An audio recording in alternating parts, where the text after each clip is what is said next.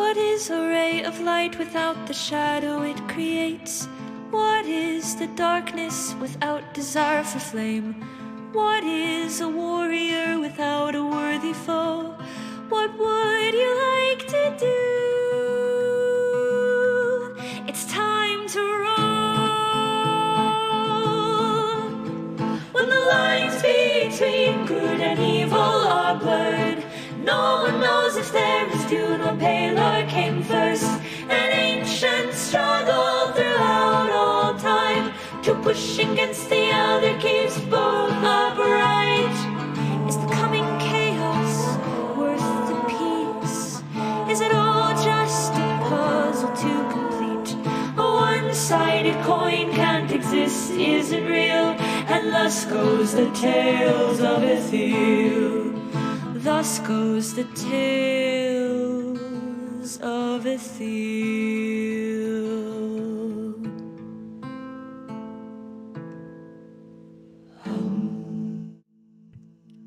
All right. What is up, everyone? How are we doing? Welcome into episode 19 of Tales of Ethyl.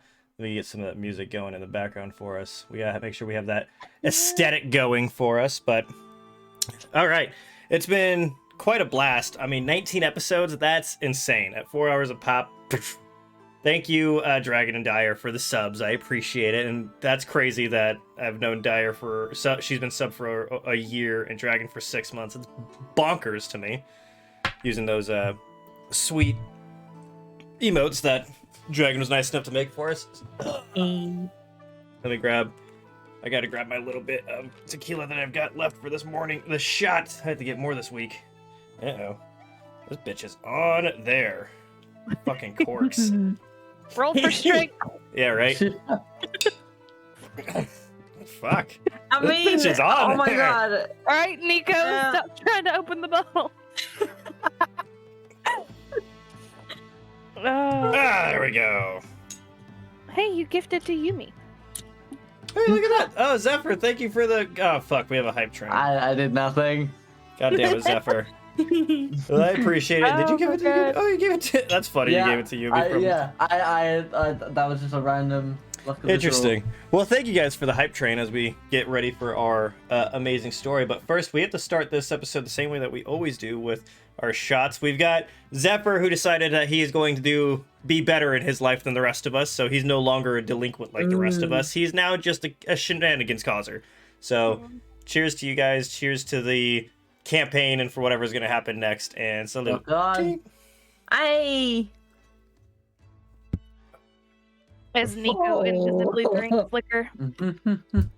Invisible, it just appears in my stomach. And you know what? At least we don't have any of that turkey and gravy soda anymore. Oh my god. That was horrible. God. That was horrible.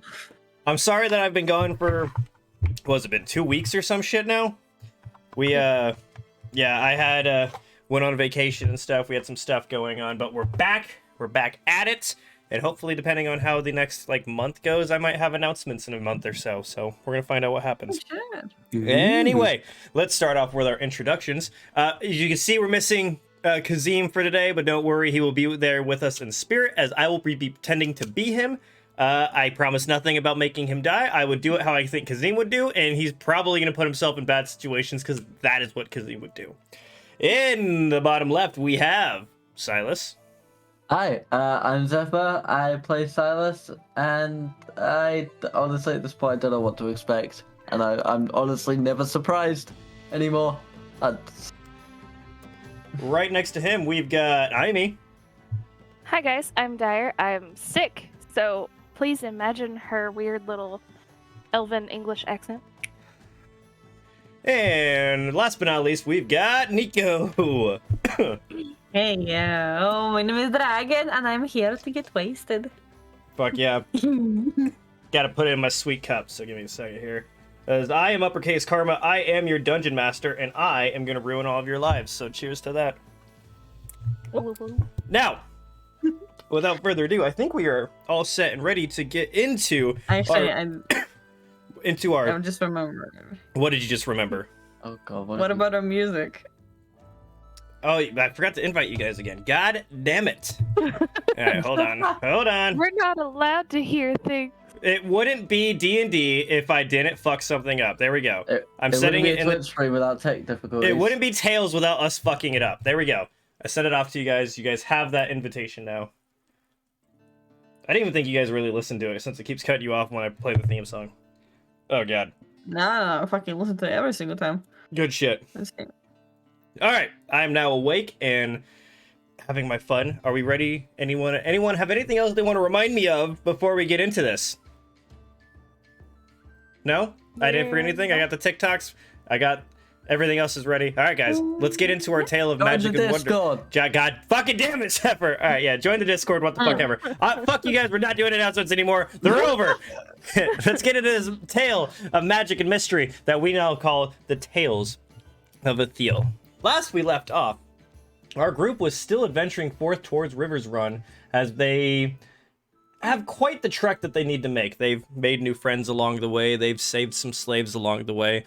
They've also dealt with some rain and some interesting weather conditions. They've found some interesting creatures out and about in the rain. But we're still a couple days away from River's Run. They last found the cave where some purple worms were after some what I would consider poor choices. But it did work out in the end. I still don't think it should have, but you know what? The dice are what they are. Kazim has managed to stumble out with some pretty sweet loot as far as he's concerned. As far as we know, they're not cursed either. So, I believe we were still leaving the area of the river after Kazim had taken them far away, taken the purple worms further away. Yeah, and I think we begin our tale on the trail. And would you guys like to do anything, or are we ready to roll our first d20 to find out what happens today? I just have a quick question. Like, Yeah. what is the setup, so to say? Is who is driving? Who is like just sitting in the carriage? Like, how is it looking? As far as I remember, I was the one driving because You're the one driving. Silas was looking for you guys, and Kazim was flying, and then you had come back before Kazim did. Oh yeah, I do remember that. And then you and Silas were like chit-chatting, like all whispering, like being like close and shit. I'm teaching them languages. Yeah, Yeah, exactly. I'm sat with Iahme. Okay. Yeah, and What kind of conversation you guys having? You know, teacher conversation. Yeah. I feel like, obviously, you haven't told Silas what languages you know. I think either, Draconic or Druidic would be the ones that he's interested in. Draconic, more just out of pure intrigue, and he has seen you and Kazim converse, so he's going to assume that, it's something to do with dragons based on Sir.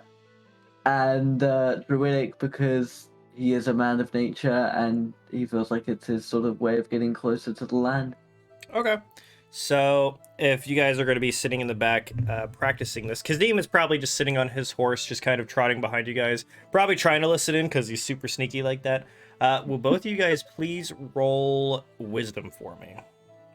All right. Use our big brains. Got it.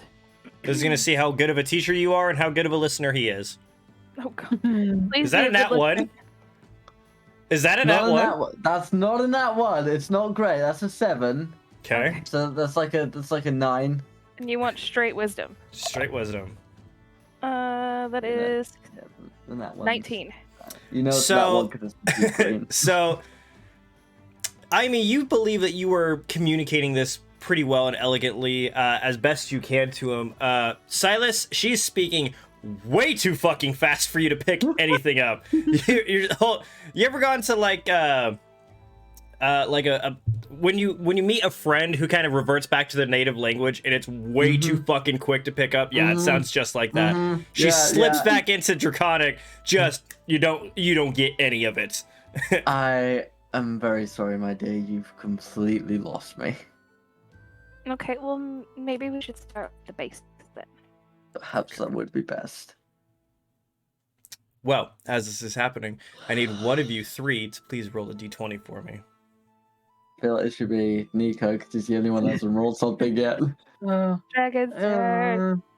Alright. Just for your information, I'm rolling with original Nico dice. I have It's currently just a d20. It's not a check or anything. Just see what happens. Well, P13. that is a 2. Okay.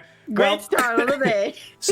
Actually, it's actually fairly close to evening as you guys had that whole excursion with the worms. You guys managed to get out of there. I think it was about like 5 or 6 p.m. that you guys were able to continue on after the worms, because you guys were there for at least a couple hours. You didn't get crazy far. It still seems like you guys have like 4 or 5 days out, maybe a little bit less because of some of the travel that you guys did today. But as you guys keep walking down the trail towards River's Run, it does begin to get a little starts getting dark, and you guys start thinking perhaps you're gonna have to start setting up camp soon. Nothing really of interest seems to happen as you guys are walking around. Will any of you roll a perception check for me? I'll go for it. I believe This in is- you. I mean, this is his whole thing, so if we can't do this, then I'm fucked for the rest of the night. Oh, that's a fucking nat 20. There you go. Okay, so as you Yeah. as you were kind of the lights begin to the sun begins to go over the horizon. You start seeing that kind of glisten of the rain from earlier from all the ground as the ground beneath you slowly starts to kind of dry. It's still a bit wet from the heavy rain that was happening, but it's pretty peaceful. You hear the wind going over the tree canopy as you continue walking. You hear the owls and creatures of the night begin to come more awake. You do find that there are quite a few different places you could stop if you want to, but you guys are welcome to continue forth if you'd like to. Kazim has probably also gotten off of his horse and gotten into the back of the carriage as well, as he's probably getting pretty tired because he's been flapping his wings a lot. I mean, if those two were the ones in the back of the carriage, I imagine it would be, in that case, Nico driving it, right? Yeah. Yeah, he'll probably, at least, like, you know, with his foot or, like, on his elbow or so, like, he would just, like, hit on the carriage, like, alert the others, just in general, and, just ask for whether or not they would like to stop. I mean, I have to see what these things do, so I'm perfectly okay with stopping. Well, Maybe. It would give us time to get food. It looks like there's a nice spot over there, just a little bit beyond the road. If you pull us up there, I'll be able to go foraging. It will be my pleasure. It is getting late after all, and I preferably would not like to, you know, drive the carriage around in the middle of the night where all the werewolves and all of the other creepy things that you've told me about in the middle of the forest could possibly get us. And Don't forget the thank you. vampires. Don't forget, yeah, don't forget the vampires. Yeah, absolutely. You know what? I'm more than happy to just stop the carriage and get it up the get it up the spot. So as you begin turning off onto the road, onto a little bit more bumpy, dry kind of land, you go in a good couple feet, maybe about 20, 30 feet behind the tree line. So you have some cover. It's getting very dark, but with Silas's guidance, you're able to pretty easily navigate through the trees into what seems to be a kind of small clearing that you guys could possibly find a good spot that's flat enough for you guys to set up camp. So yeah, you guys are able to stop, and I assume you guys all start putting up your tents. Had a tent that was not destroyed. So that's right. Silas is gonna sort of forego the tent for now. He can do that once he's back, but yeah, he's gonna go looking for some wildlife. Roll for survival or nature for me. Fuck yeah, bro. This is what we're here for. I'm gonna go survival. That is, I can't actually fucking read that in this light. That's a 9 plus 5, 14. Okay. As you're kind of venturing to try and find something. You're having a bit of trouble. Normally around this area you could find deer, but it seems that maybe the rain has caused them to kind of go into a little bit more hiding. You do see a couple pheasants. You probably, with a good javelin throw, might be able to get one or two. It's kind of slim pickings. You do manage to set up a nice little couple rabbit traps in the hopes you might find something, but it might take a little minute of waiting. So we're gonna, while this is going on with you, what's our Iahme and Nico doing? Well, first off, I'm gonna do dancing lights. That way we can see to set up camp. Okay, I would assume that you're probably gonna set like a perimeter so you can kind of see all the way around you, or are you just wanting to have it like as a campfire in the middle? Well, I've got I think there's 4 lights, so probably one in the middle and then do like a triangle. That way. Okay, I think you can also set them, so we'll have them just kind of rotating as you guys. Nico, I'm assuming, is struggling with the poles again as the lights slowly He's kind so of bad with that. rotate around your guys' camp. Nico, why don't you go ahead and roll Dex for me? Let's see. Actually, no, roll nice- for perception for me. For perception. Mhm. I don't believe I have exhaustion anymore. No, This no, you doesn't don't. say I have. No, you do not. Natural one. Okay, for it's the weirdest thing. For some reason, like the tent seems to just be getting really tight, and when you go over to the other side, there's nothing kind of on it. So you kind of go over and you start trying to lift up that side, but the other side seems really tight for some reason. Iahme, will you roll for perception? Oh God. I think it's a 6. Hold on. I don't know all her stuff very well yet. Yeah, 16. So you see Kazim kind of walking over or rocking around, pretending to like looking around, seeing if maybe he could help Nico. But then as soon as Nico starts trying to set up his tent, you see Kazim just kind of lean on top of the tarp so he can't pick it up. Oh my fucking god! Of course he would. Of course he fucking would. Oh my god! Yeah, Nico's plan is bad. What did you do to your tent, Nico? It just hates me. Like, the pole is like either too short or like the fucking fabric is just either ripped somewhere. Like Here. Let me show you. I'll help you this time. As he very quickly just kind of brushes you off, and he very easily just puts the tent up. Like in no time flat, it's just up. See, it's okay. You're not good at everything. We can't be good at everything. As he walks off to go do his own tent. It wasn't your Nico. fault. What do you mean it wasn't my fault? You weren't doing anything wrong. Oh, clearly I was. No, You're you're down at the laying on the tarp as you tried to pull it up. Z. She's literally just gonna be tying her stuff to the tree and just be like, he was laying on it while you were pulling it. Oh, really now? Why, thank you, Iahme. I'll have a chat with my dear friend in a bit, I suppose. And Nico is going to turn around. I'm going to summon my mage's hand. And I am going to be a productive member of society, and I'll attempt to go look for some wood, dry wood. Nico at least believes you're supposed to have dry wood, and there's no sticks to like make a campfire. You can go ahead and roll for either nature or survival. Oh God. Oh, okay, that's a good roll. Nature or survival, right? Yeah, either one. Nature plus 0, survival plus 1. Oh, 19 total. Okay, so you're able to kind of walk around. You do notice that a lot of the stuff on the ground still seems to be pretty wet, but you also notice that kind of underneath some bigger rocks and stuff, there seem to be small piles of twigs that seem to have gotten underneath there that you're able to pull out, and they still seem relatively dry. And you're also grab yourself a kind of wet log that it seems like it's soaked a little bit, but you decide that you're gonna put some twigs around it, and it's going to dry it out and cause the campfire to last a little bit longer. So you're able to collect a bunch of good firewood. You're just setting up your sweet tent bag thing. I am setting up my amazing bag tent. Yes. Okay. Did we ever explain to people how the tent looks? The canopy. Yeah. It is like a canopy situation. Yeah, with a bunch of pockets on the inside of it. Yeah. As this is happening, Silas, go ahead and I want you to roll wisdom for me with advantage. Okay. Concern. So am I. That's okay.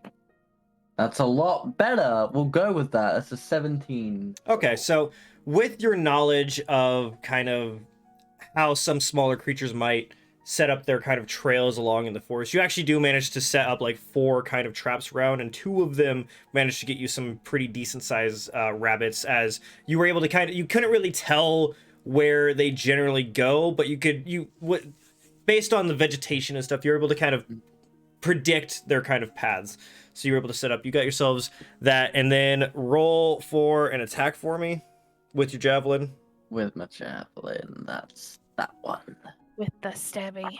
With the stabby, that is a... Can I do math? I can do math, that's 15. Okay, you also managed to get yourself 1 pheasant. It's not huge, but it's something. Mm-hmm. So That'll yeah, do. you got yourself a little bit of good food. Very nice. You don't really find all of that, again, with it being so wet and after the heavy rain, you're having trouble finding like herbs and stuff. You find a couple things. Tonight probably isn't going to be your best meal you've made, but enough to be edible. Yeah, for sure. And you probably got some extras on you as well. Yeah, I mean, I've got, what is it, how many rations on me do I have? Like, yeah, I've got like 9 ration packs, so I'm sure I'll find some salt in there or something. Exactly. But yeah, I'll take my my little buddies and go back to camp. Okay. So you guys, after setting up your tents and that little interesting thing with Kazim's trying to start a fire. He's just got 2 wet sticks that he's like rubbing together as fast as he can. It's not working even in the slightest. So yeah, but as he's doing this, Silas begins walking up with his catch. Oh, let's see. I mean, I should probably help out. You know, oh my god, for the first time in ever, I'm going to use my magical item that I had since the first fucking session. I never used it before. I would like to use a charge of my necklace and use, what was it, like, create bonfire? Cantrip? Attempt to? Let me see. I just want to make sure. Oh god. That's the whole camp ablaze. Yeah, you've had this the entire, so I've got to refresh what the fuck I gave you. Yeah, I've never used it before because there was never a good situation where to use it before.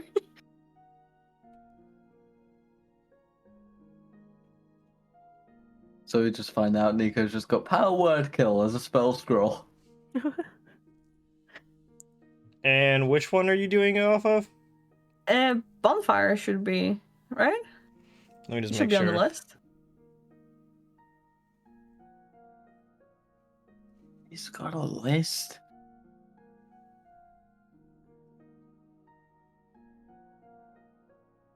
So it can't be that. I'm trying to make sure I've got the right thing I'm looking at. Man's coming in here with a list. I've got a tattoo that lets me change the color of my skin if I want to. This man's got a list. Oh god. Out of here. Oh, right. Out of here with your normal people shit. I Is that think on? you can use that for this, right? Is that on the Warlock spell list? Yeah. Yeah, It is. then yes. It's from the Xanthars. Yes, then yes, you can. All right, I'll attempt to do that. So, You know, as I sit there and like stare at Kazim judgingly. I mean, I'm assuming that you're probably just sitting in your canopy watching this, because She has like she has the flaps open to her tent and she's just sitting there like this, like.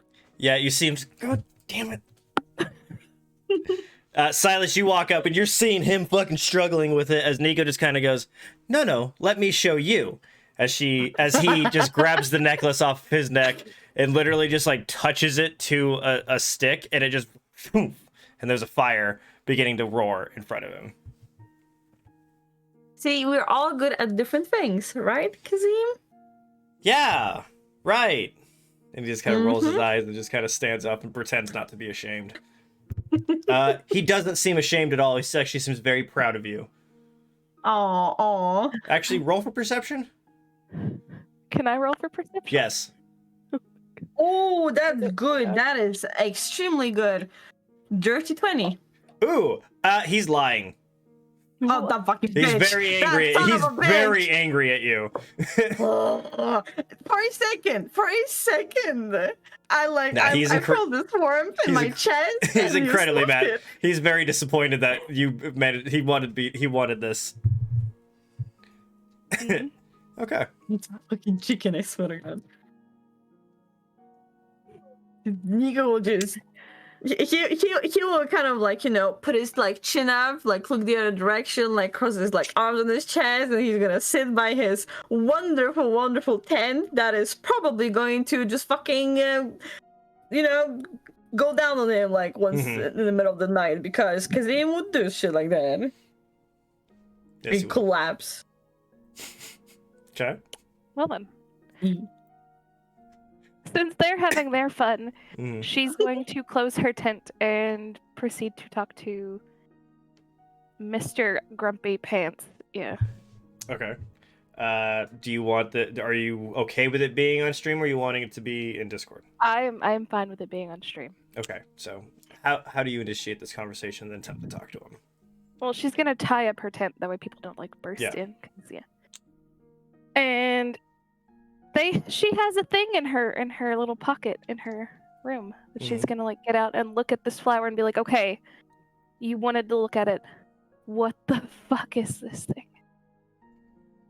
So you have this weird feeling that like your vision begins to kind of shift to this direction, and it only ever happens when he's taking over your other eye to be able to see. You kind of lose sight in that as he's kind of looking at it, and you see coming from the other side of you now is the more draconic kind of hand as he picks this flower, and you just see,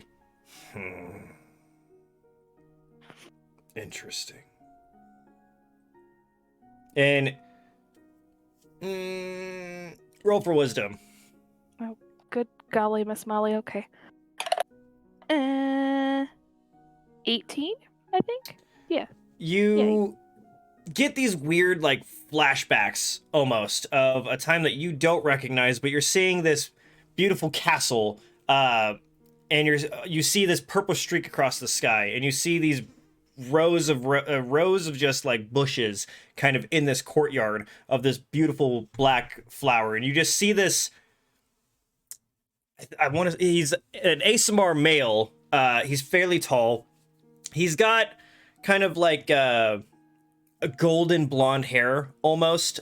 He's very clean shaven. He's not old by any means, but he's also, you wouldn't call him young. He's probably around his like 32-ish kind of age. Old enough to be kind of knowledgeable, but not incredibly old. You know what I mean?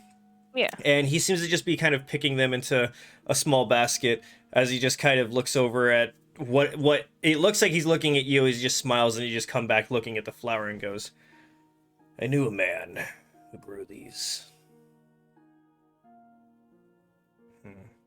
How What did they get connection would here? they have? Like, they seemed really upset that I wouldn't let them have this. Who seemed upset? The feathered one and the one we're supposed to follow. I find him quite greedy. The I feathered know. one. I know, but he's a child. It is fine. Maybe. What is this place they're taking us to? I believe they said it was Rivers Run? Hmm. Apparently there's a church system that they have. You might be of use to me yet.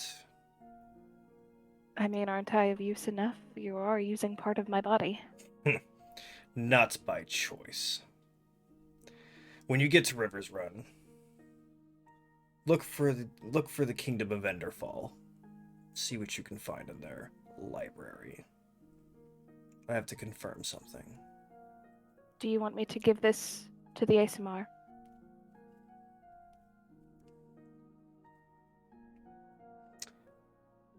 Yes. I have questions for the one inside. Would you like for me to bring them in the tent for you? I'll do it myself when you sleep. Fair enough. They do see you as seemingly harsh, though. As they should. Yes, I but care as not we of the know, feeling of mortals. It is not the feeling of mortals that we need, it is their agreement to talk to you. They don't need to talk to me. He will talk to me. Understood. But if I am to exist around them without dying, and killing you in return, you have to give them a little bit of leeway. No, you do. I have to do nothing but make sure that you don't die. And I don't have to sleep. I'd love to see what would happen if you don't.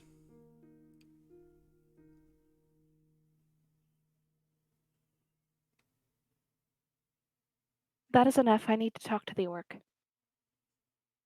Roll for wisdom again. Oh god. Hey, Bestie, how's an unnatural 21? So you feel this kind of almost overwhelming feeling trying to take over, almost as if something is trying to force you kind of out of position. But you're able to grab your will strong enough to be able to push him back, knowing that he was attempting to try and take over unwillingly. So yeah, he is no longer interacting with you. That's going to come back very badly on me. She's gonna kind of like close her eyes and like feel for a whole bunch of different pockets and randomly put it in a pocket for now. Okay. Roll. Actually, no, I got it. Okay. Okay. And she's gonna go see what Silas is up to. Okay. Silas, what you up to? Silas would be cooking 6 plates of food. Okay. As Nico, you and Kazim, I assume, are just kind of bucking around, probably still watching Silas a little bit, as he's chopped up the kind of rabbit and the quail kind of up into small bite-sized pieces and almost making like a stir-fry kind of stew-ish kind of thing. You're not seeing many seasonings coming out on this one, but you see him kind of grab plates and just kind of ladle. I mean, there's some potatoes and stuff. It's very basic. It looks like it's probably going to taste healthy, which, it smells okay. It just isn't. It's not as good as it has been. Is there something on your mind, Silas? Weather makes hunting and foraging difficult. I've heard you like the rain. You seemed rather unusually happy about it. I do enjoy the rain, but that does not mean that the wildlife does. I was hoping the storm wouldn't have spread this far, but our luck ran out. As it tends to. I mean, we cannot always be lucky. We're not Kazim. I heard that. You were supposed to. Actually. Have you... I mean, I know you're a hunter. Did you do you ever go just for the forest game, or have you tried, I don't know, fishing? How do you fish? Do you take a stick and just chuck it at him, or Iahme, as soon as you open the tent, you just hit, ow, and you look over and you see Kazim has tried to throw a rock at Nico, but has burnt his hand on the fire. Oh, that bitch. She's gonna cover her mouth real quick to not giggle and be like, "Oh, are you quite all right?" Yeah, just my pride. It seems that is the main thing you hurt. And she's gonna pick up the hem of her dress and walk away. He sits there very ashamed of himself.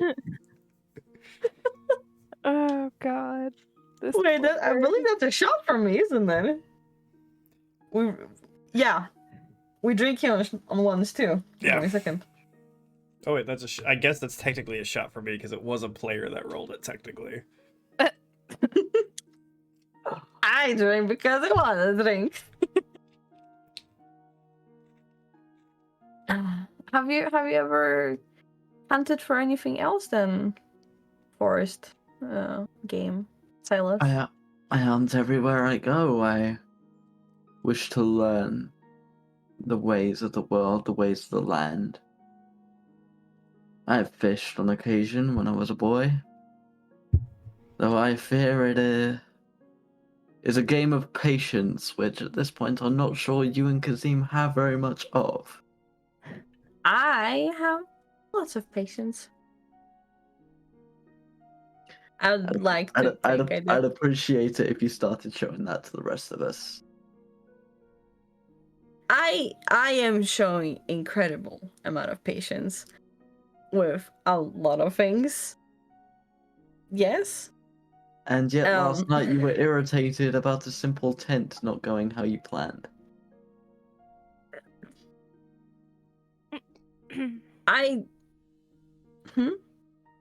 And Nico turns around his head towards Iahme because I imagine she is trying to.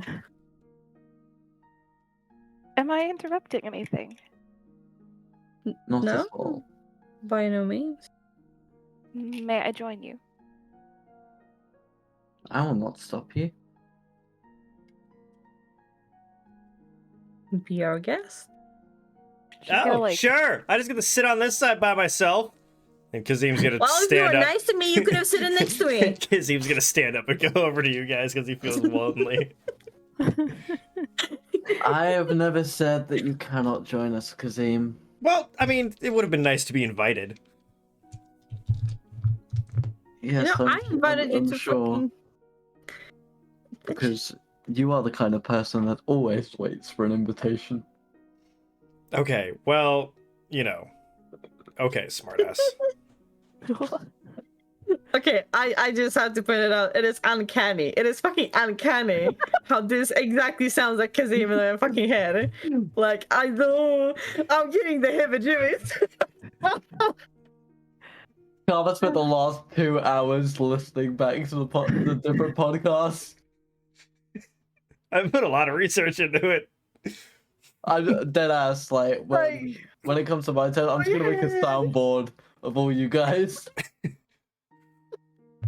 I'm getting heebie-jeebies. I love it. Fucking yes. You know what? As Kazim is going to sit down, pick up spot whatever he's supposed to be sitting down. I'm going to like just quietly summon Mage Hand and literally just like point up like a single finger, like just like vertically, horizontally, vertically. I don't know which one word it is. Like up. God. And I'm going to poke him in the butt as he's Roll fucking for trying to stealth. sit down. I am good at stealth. I am not good at stealth. It is going to be 14 total. You see him very quickly just kind of whack, and pff, your mage hand disappears. I'm going to act as if I didn't notice anything and nothing happened at all. He just kind of rolls his eyes at you and just sits there. The conversation we just had about patience extends to more than just things. Hey, I am patient. I'm addressing you both. No. And well, what has this have to do anything with patience? Being patient with each other perhaps would offer better insight. The two We of you are just have done nothing but bicker for days. Dad's mad at us. I feel like this is how they grieve. Do I hear that? Yeah, you definitely hear him say that. I got in my tent. Fuck this. I got in my tent. I think Dad's You- really mad at us. Oh, you think so? What? Kazim, how many times? Don't you remember how Silas the first day I we mean, met him? sure, but I've said it many, many times. And he's been upset many, many times because of it. Has he, though? Dude, his child fucking died. Okay. Yeah, okay. Okay. Yeah, you're right. Yeah. Not now, but at one point, you go fucking up there and you apologize, Kazim. Okay, Mom. Oh, believe me, I am nothing like your mom. Yeah, she was And cool. Nico is going And he just gonna walk away. to stick my tongue out at him. Like, bitch. Fucking hell. Oh god. He storms off like the tortured stepchild does. I'm just looking to look at Iahme. She's just gonna be like just shaking her head ever so slightly and taking small bites of food. Well, we are not the most sophisticated of adventurers. We're not adventurers, period. Probably not gonna be for a very long time. While you're enjoying the road. It would be easier to enjoy if the grieving process was a little more understood between you all.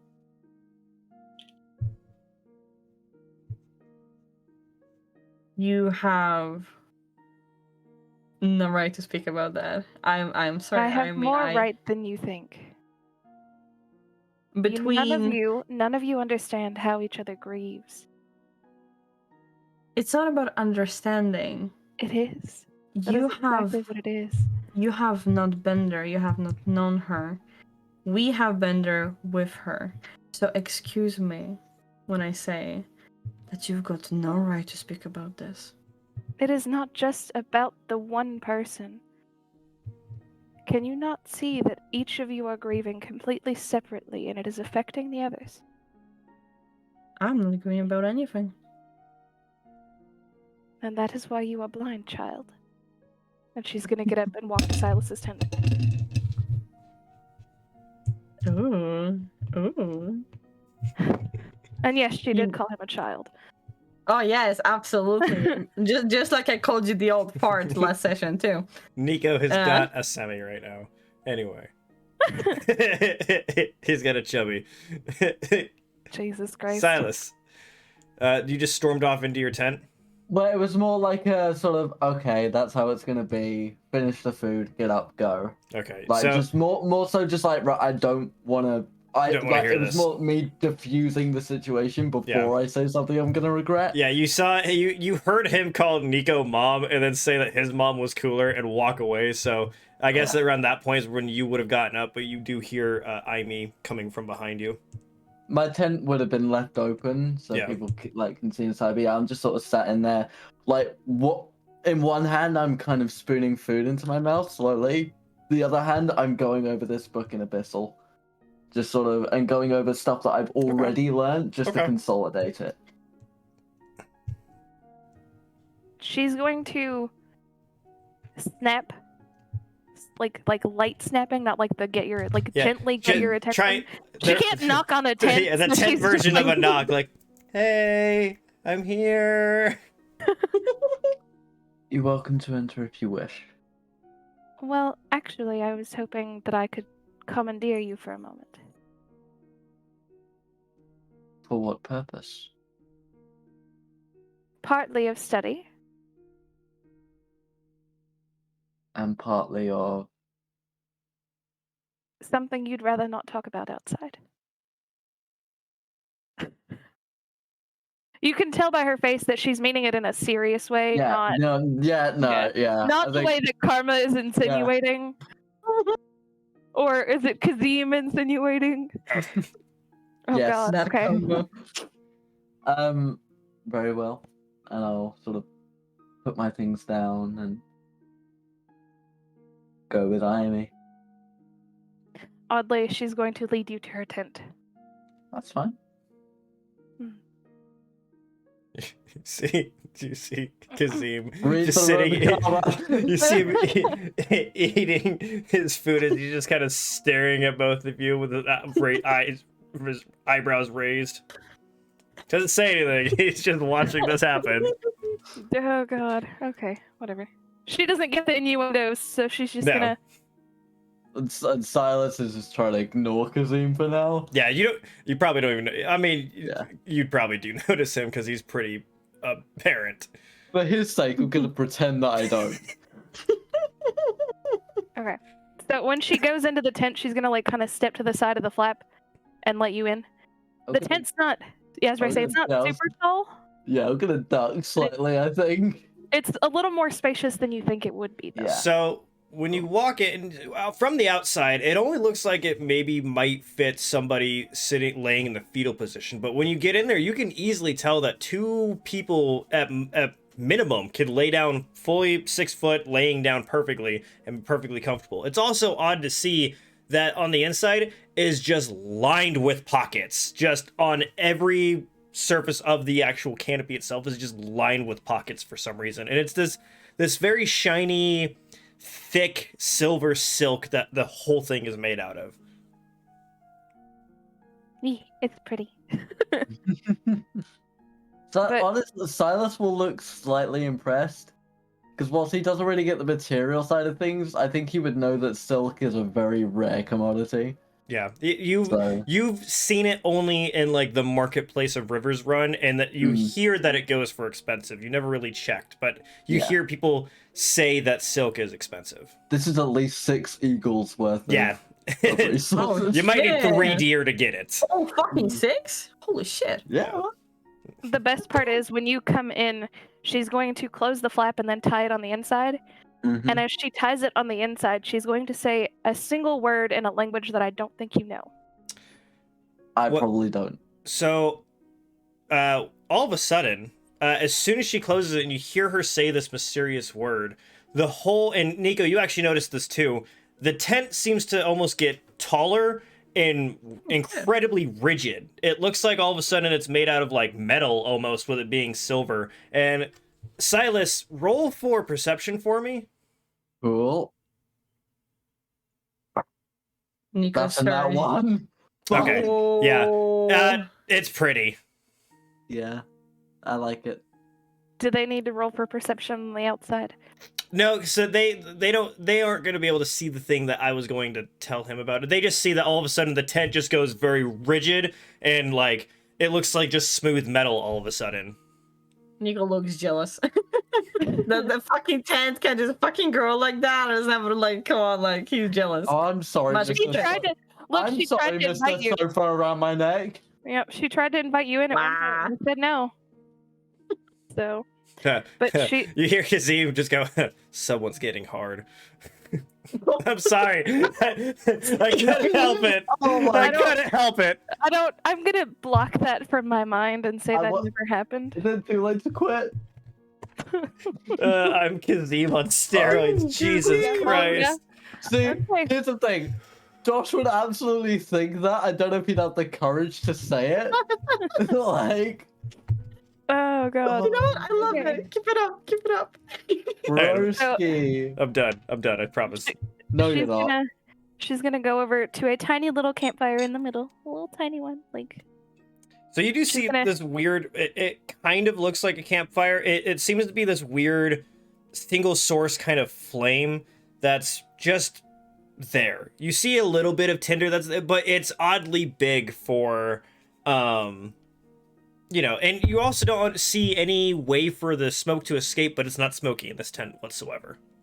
Mm-hmm. It's weird. But she's gonna sit down by it and kind of motion for you to sit in front of her. I'll sit for sure. Oh, sorry, I'm adjusting and I popped my body. That hurt. Okay. Anyway, she's gonna look at you and be like, so, earlier you said you didn't want to say things because of the ears that could hear you. Yes. You and Nico are not the only ones burdened with Well, others watching. I can openly tell you at this moment that it is the three of us here, and that is all. Roll for perception with advantage, Silas. Cool. I like those words. That rolled into the slot. Okay, cool. The highest is that's a 14 plus that 19 total. As soon as you hear her say that it's just the three of us, you kind of sit there and listen for a second and realize you don't hear the fire cracking.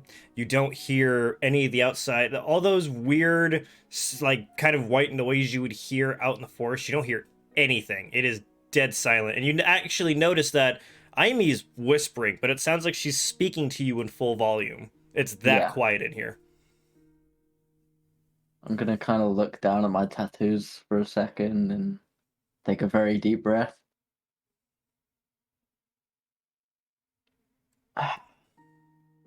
I've been lost for quite some time.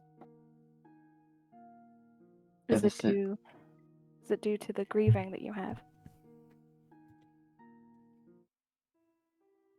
Ever since I touched that anchor in that basement, I cut Kazim down like he was paper.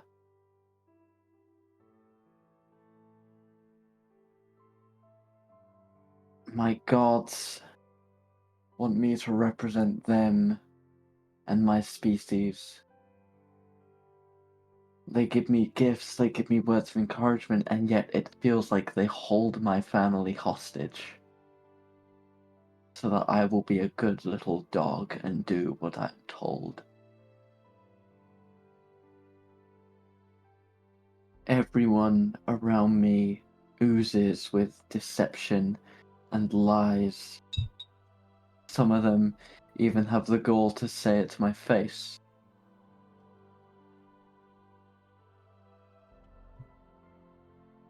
I gave Kazim a promise that I would see this through to the end so long as he wanted me to, and I will.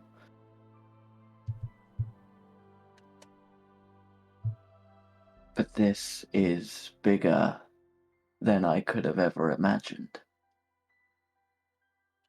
Tharizdun, pale or groomish. Tamiel, your dragons, Kazim's new goddess. Rivers Run, Peat Barrow. Ethyl lies in the balance, and I am a simple hunter. A hunter afraid to live and afraid to die.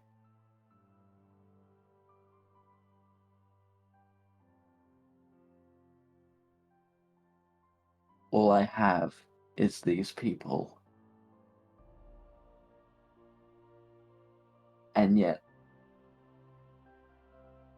I have seen their deceptions for myself. I've seen what Kazim is capable of. How am I meant to trust them?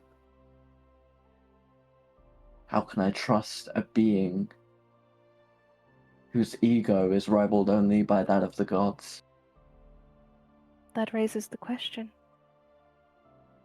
If you have indeed struck him down, what gives him the right to trust you?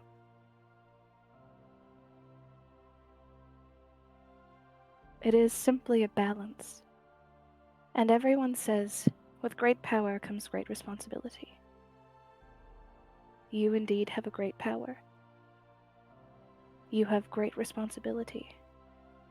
And you have the ability to speak to them and say, if it is too much. From what I know, you've gone through so much in these past weeks. So much that it seems as if it has been months or years. The burden I see on your face weighs heavy on you every day. It is not lightly that you take it, but it is lightly that they take it, for they are children yet. They do not understand the grieving process that you have for so much loss in such a short time. Yes, they have also grieved with you. They are grieving with you. Your struggle is more than just grief, though. And you need to feel open to speak about that to them.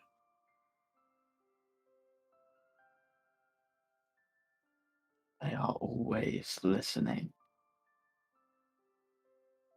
And even if they are gods, they are still orcs. it is through this journey and it is through the way that I have seen others treat others. History is not so easily forgotten unless it is erased. Then do not let them erase it. If you are their representation upon Earth, so much so that they give you all of this great power and all of this great responsibility at a whim, you not only hold power for yourself, but you hold power over them in a slight way that they are afraid of. Every god that gives power to someone manipulates their brain to think, if I do one thing wrong, they can kill me. But they gave you that power for a reason, and it frightens them that they trust you with it.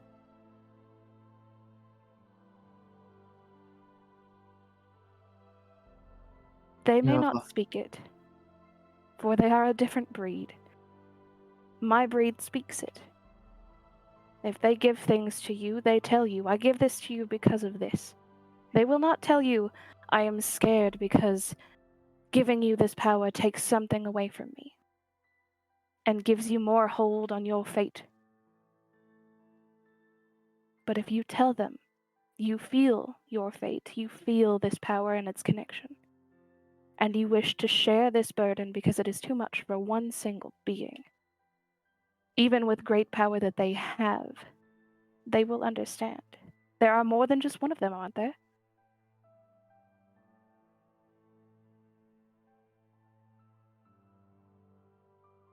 I suppose I see your point. Now, if I may return a question of my own, Of course. honesty for honesty. That is what confession is. What is his connection to Tamiel? If you are within access to that knowledge, or if he wishes to answer me himself. He and I are at odds at the moment. He tried to force himself out earlier when I wished to talk to you. Is I that the know. case? Congratulations on your victory, for the moment at least. For the moment. I know he is rather harsh and abrasive. I also have seen the moments of him where he is not so harsh, where he has the slightest bit of softness underneath his scales. But I know that with his ancient mindset, he likes to hold his secrets close to heart. I do know that he was missing, and that a gentleman came to me and said that I could save him. And being his betrothed, I agreed. Rather reluctantly, because I didn't understand what it would be, but here I am. And I know that they have some sort of connection that they wish for me to stay close. Other than that, they really keep me out of it, because I am, as he says, worthless in his eyes, even though I hold the power of if I die, he dies as well. And I know, reluctantly or not, he will at least try to save me for saving himself. And I know he hears me as I speak, and I know that I will get a lashing, or at least a tongue lashing for this. Because I do not know you, Orc, but I trust you. In time, I believe I will be able to trust you as well. You do not have to trust me, for I hold someone in my brain that is rather hard to trust unless you've spent 100 years serving his religion. And yet I trust Nico when I do not trust his guardian, shall we say. Ever since I have first laid eyes on that oily shadow, there has been something that has told me to run to fight and to hide when Tamiel's eyes gaze upon us. He seems to hold some sort of reluctant power. He wishes to be done with his quest as it be. Or at least that's as it seems. But he also wishes to be close to people. You can tell it in the way he acts. You all may not see it because you've spent so long being abrasive with each other. But he is indeed trying. I can tell. It is the consequences of his efforts that fill me with fear the most. Understandably. As there are questions that have remained unanswered for days, perhaps weeks. I've lost track of time. And whether it is consequential or coincidental, I feel in my soul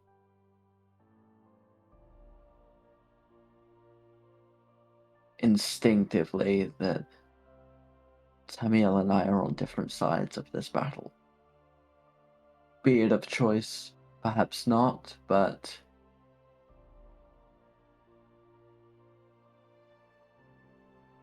Is it not best everything- to keep your friends close and your enemies closer? I may be Dragons- the only orc in existence that doesn't believe that. Dragon's fire burns the hottest for those who are closest to it.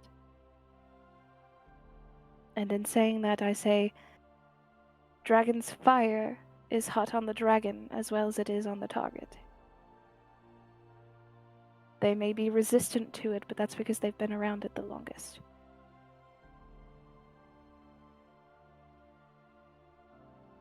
But I do worry about your friends.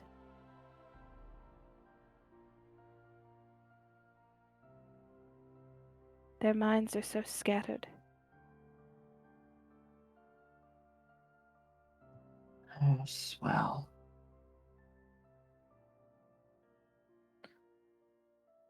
We were all chosen for different reasons and brought together by nothing but a stitch in the blanket. What better thread? Destiny is a cruel mistress. Yes, but what better thread than the one of many colors? Be that as it may,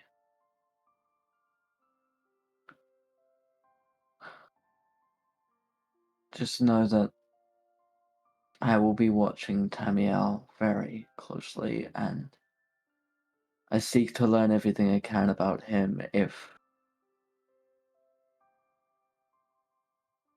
there may come a time where I ask for your counsel on matters regarding them. Always.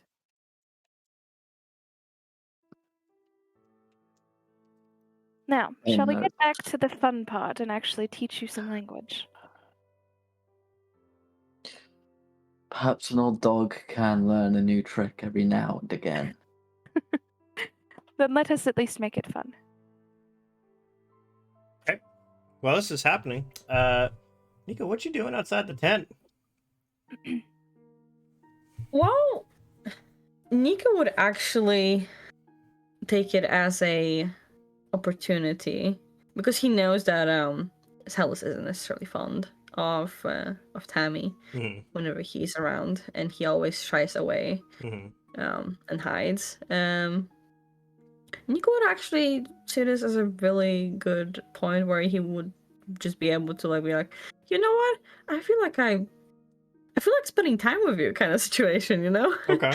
Okay. And he's going to move slightly away in case Silos would like out of a sudden like just fucking jump out of the fucking tent and go back, and he doesn't want to spook him necessarily, so he just goes away a little bit, sits down like on a patch of grass, and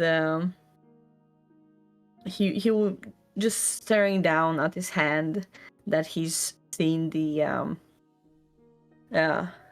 the translucent flesh Mhm. and the blue veins, like just watching it, interested. He pulls the dagger and slowly, as if he doesn't even feel, as he's digging into the flesh, into the skin, he just drags it like across his arm, watching with fascination just how everything seems to connect. So as you're actually, you know what? Roll for perception for me. Ooh, that is a natural 20 for a total of, I believe, 21 only. Okay. Okay. Well, 21.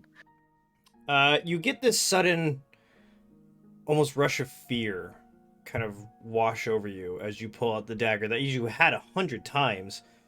But now there's a sense of recognition with it, as you instantly have a flashback back to that weird dream that Tammy provided to you, as you realize that the knife you've been using looks an awful lot like the one from that dream used for his wife and his child. And as you kind of sit there, kind of twirling it, contemplating, you just kind of decide to slowly kind of release it, as like you said, you almost don't even feel it anymore. It almost gives you a sense of comfort knowing that your companion is becoming corporeal, as you start noticing along the scar branches of that bright, like almost electric blue kind of radiate out of it as you're cutting down. And as it begins, that smoke, kind of that heavy thick smoke, begins spilling out of it. You notice those blue lines begin to slowly start kind of go back out, as if they were collecting around the wound and then exiting out. And as you look down at the translucent flesh that was on your hand, it isn't translucent anymore. You don't see it anymore. There's no blue there. It's almost as if it all got pulled out into the smoke all of a sudden. And there is Tammy standing in front of you. It is good to see you again, friend. You as well, Nico. How has your day been? You guys have had interesting interactions. Yeah, about that. Well, you see. I have to ask, was going into the giant's cave with obvious giant purple worms really the best idea today? No. I will admit it. It was Well, not the best idea. At least you can admit it. But it was, I mean, in hindsight, it was actually quite fun, actually. It was an adventure. That's what we're here for, anyway, isn't it? Very much is. Seems to be on your mind, Nico. It just... We're going back home. Mm-hmm. And it just feels so unreal, honestly. Like, with the doppelganger not here and us going back home, it feels like it's over. Like, there's no threat anymore. The enemy is gone, and we're able to go back to our lives. But it's not true. Like, I know this for a fact. It is far from over, and yet it feels odd. Roll for To insight. go back there. Ooh. My insight is 16 total. You see him kind of sitting there with that, almost pretty much fake smile that he usually has as he's looking you in the eye, and he kind of caresses your cheek and goes, Nico, there is nothing more in this world than I'd rather being able to tell you that we could go home. But we can't. Not yet. There's still work to be done. I know that. It just... I miss them. I miss them so much. I've grown so attached so quickly. And it just... Well, at least you'll be relieved to hear that when you return to River's Run, you will have some time. I'll make sure of it. It's for you to spend with them again. And don't worry, they haven't forgotten of you. I've made sure of it. I was actually thinking, you know, I know that you are very important to me. You are a part of me. It feels like you are a part of me. I'd love for you to be able to just experience some of it yourself. You know, I I guess I want you to meet Freya, I suppose. Just, spend some time together. You see him kind of look down and kind of get that side smirk as he always does and goes. And he looks up at you and you just see that he's got a big old like cocky smile as he normally does, but you see a tear kind of going down his side as he looks at you and goes, I don't know if I'm ready. Well, when you are ready again, you can always just whisper in my ear. Very well. But what do I need to meet anyone new just yet when I have you, dear friend? You can't be talking. I mean, I know it's pretty difficult to be talking to anyone else when you're literally up in my head. It's cozy in there, nice and warm, good thoughts. Can't imagine a better place. I try to. I really do. Oh, I know. I see it. I appreciate all the hard work. I've been wondering actually about last night. Oh. Did you show it to me, or did it just happen? Did you actually mean to show it to me?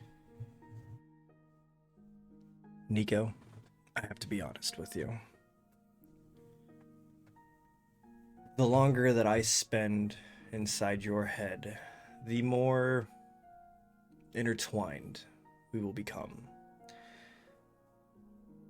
It's not that I don't trust you, but visions such as that, I wouldn't willingly show somebody. It's there are things that you are going to see that, I'll be honest, I wish I could save you from. They might change your perception of me, they might change your perception of the world, but they're going to happen nonetheless. And I would just like to say for that, I am sorry. But that is the price we pay for companionship, I suppose. Well, you won't be alone again. I can guarantee that for as long as I'm here. You have no idea how much comfort that brings me, my friend.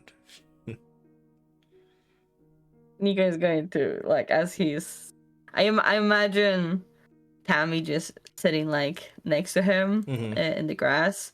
He's just going to, like, kind of, like, latch onto his arm and just kind of, like, rub his, like, cheek into it, like, hugging it from the side as he's just, like, staring off into the night sky. Enjoying the view and comfort of Tammy being next to him. You feel that bony hand of Tammy being placed on your shoulder as he begins kind of rubbing your arm, and he goes, and being that you're going to see these things against your will as well, I'll be doing my best to answer any questions you have. Don't worry. But I must ask as your friend, it stays between us. Of course. I don't think your orcish friend is quite ready to learn about me just yet. I will keep it between the two of us. Thank you. As he just kind of sits there, kind of arm around you as you guys just kind of stare up at the beautiful night sky. Iahme and Silas, you guys have been practicing. I want you both to roll wisdom for me. Aye, aye, Captain. Not bad. 13. Okay. 23, which is a natural 20. Okay. Okay. I'm a good teacher. Woo. I get the feeling this is like working on an average between the both of us. So thank you. You really brought me up a little bit. If that is the case, you may have just saved me. So Silas, She's you're got trying to 100 learn years 2 to languages, right? Well, I mean, it really depends on what Iahme wants to teach me, but Draconic and Druidic are the ones that. What have you guys been he's working most on right interested now? in. Probably Draconic. Okay. Mainly from her perspective, mainly because it'll help him understand Draxto if something happens. Okay. So you've got kind of a very rudimentary, basic kind of understanding. You're not able to speak it, not really able to understand it, but you do feel like you are gaining some bit of knowledge. It's. Would you say that you spend like a good hour, 2 hours doing this? Probably what time's left in the tent. Okay, so I would say after a little while, you notice that the Silas around you, the tent begins to start kind of slowly laxing into that kind of slack, silken ability that or appearance that it was before. It seems the rigidity of it seems to have dissipated, and after a while, you didn't even notice it was happening while it was happening, but now you see it. You do you begin to start hearing, though very muffled, but you are beginning to hear the crickets and the owls from the outside. You do hear the random pops from the fire out in the back. Nico, as you're sitting there with Tammy and you kind of look over at the fire, you do notice that Kazim is gone. He's probably went off to bed or something, but yeah, he obviously didn't want to sit outside for very long. Also, just as a side comment, I have no idea what you've been smoking, but I cannot get the taste out of my mouth every like. It is odd. It comes from a very amazing place called Desem. There's this island out there that grows this specific plants, and the herbs that are there smoked properly are very relaxing. And I've acquired quite the taste. It does have a bit of a weird aftertaste, I will say that. Here, and he all of a sudden this pipe appears, and he just kind of hands it off to you and goes, "Care to try?" Nico will try, and as a non-smoker that's never tried before, Roll for he's Constitution with disadvantage. Kids don't do drugs. Kids don't do drugs. Unless your imaginary friend tells you to, I guess. Yeah. Is it a save? Yeah, it's a Constitution saving throw with disadvantage. With disadvantage. Because you're not a smoker. Because I am not a smoker. This will be a 13 total. You take way too big of a hit, and you just gotta go. And you just hear Tammy just. That'll feel good for a little while as he just puffs on it slightly. Yeah, you start feeling this weird, like, numbing coming over you. It's not scary though. You're not paralyzed. It's just a weird kind of.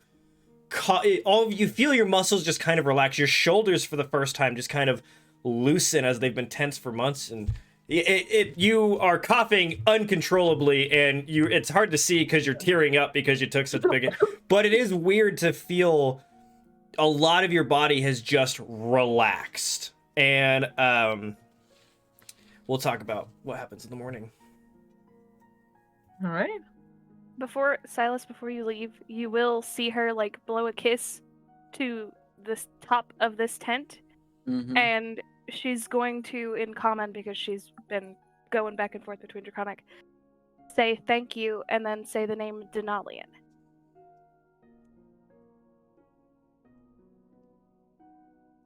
And then she's gonna be like, okay, our tent time is done.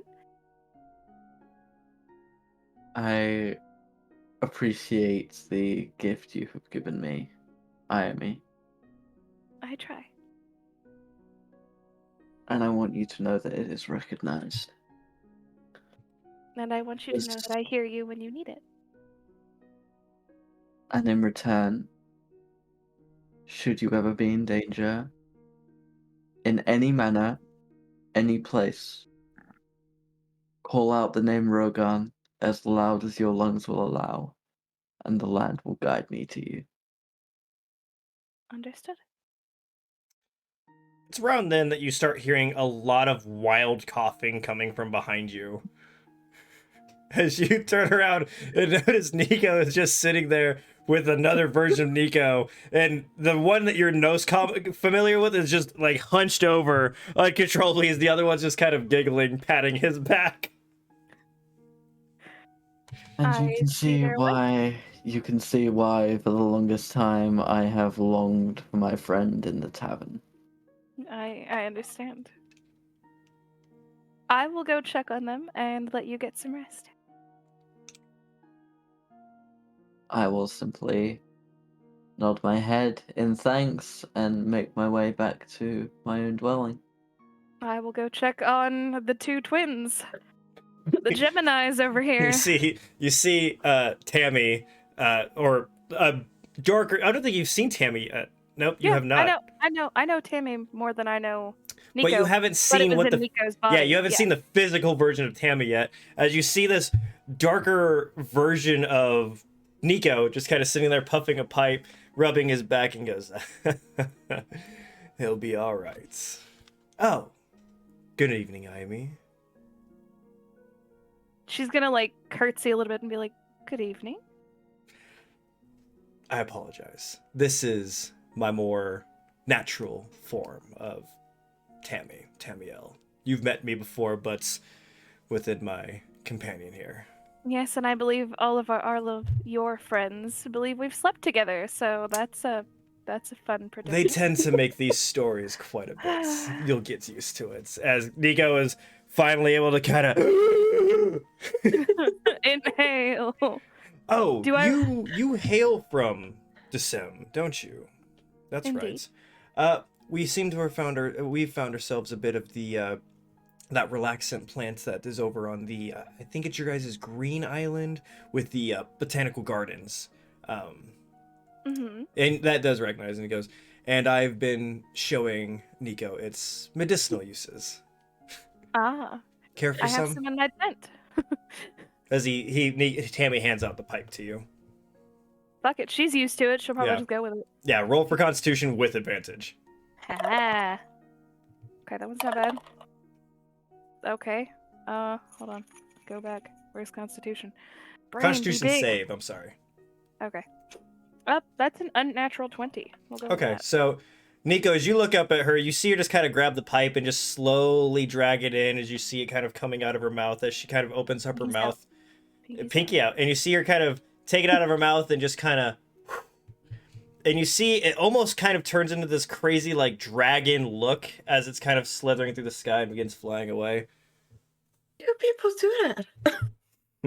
Isn't the smoke like burning like your throat and your nose and just... Interesting fact, this plant is actually grown usually with the green dragon is known for its more acidic touch, and as it's decomposing Is that things, what I'm feeling? it makes excellent fertilizer to which it grows in. So it's Just gives like it the Black Island. it gives it a bit more kick to it. You will never understand this. It's all right. You'll get used to it. As Tammy just takes a big old puff out of it. But you're I'm from glad to the see. Yes, I am from the islands. islands of... Decim. I haven't traveled much in my years. Why don't you tell me about it actually? I am quite curious about places far beyond this realm. Who knows? Maybe one day I'll be able to take you there. Oh. But she will Huh. sit down and kind of fill you in about the 10 different islands. I think there's 10. There should be 10. Yes, there is 10. The main one and then the 9 other ones. One for each color of chromatic dragons that there are. Mm. But And she then- was born on the Okay. main island, but she hails from now. Yeah, the she Black tells you Island. that she do you tell her about like the whole organization, what was going on with the platinum dragons and stuff, and how you kind of... I'll tell her the gist of it. I won't tell her about Well, I'll tell him the gist of it. I won't tell Yeah. him about being betrothed to the dragon. So essentially, she explains that she was born from on the main island, and that she decided that she was going to join the Church of the Platinum Dragon, and it caused her to kind of be more associated with the Black Isle of the of Decem, more known for its more kind of. It does have its kind of forest on it, but it's more known for its almost volcanic look of rocks and mountains that are on it. And it's known for the dragon there is known for. He's not really known for being incredibly greedy, just very uncaring, but she just kind of gives you this gist that, you know, they all have the different personalities and different roles and stuff. I wish I could see it one day. I always, when I was younger, I used to go on little adventures and see places I wasn't supposed to, see. And I miss that, actually. I think it would be fun. See it one day. Perhaps our adventure will take us there. Perhaps, who knows? This adventure seems to be taking us in all manner of places and all manner of realms. Don't worry, Nico.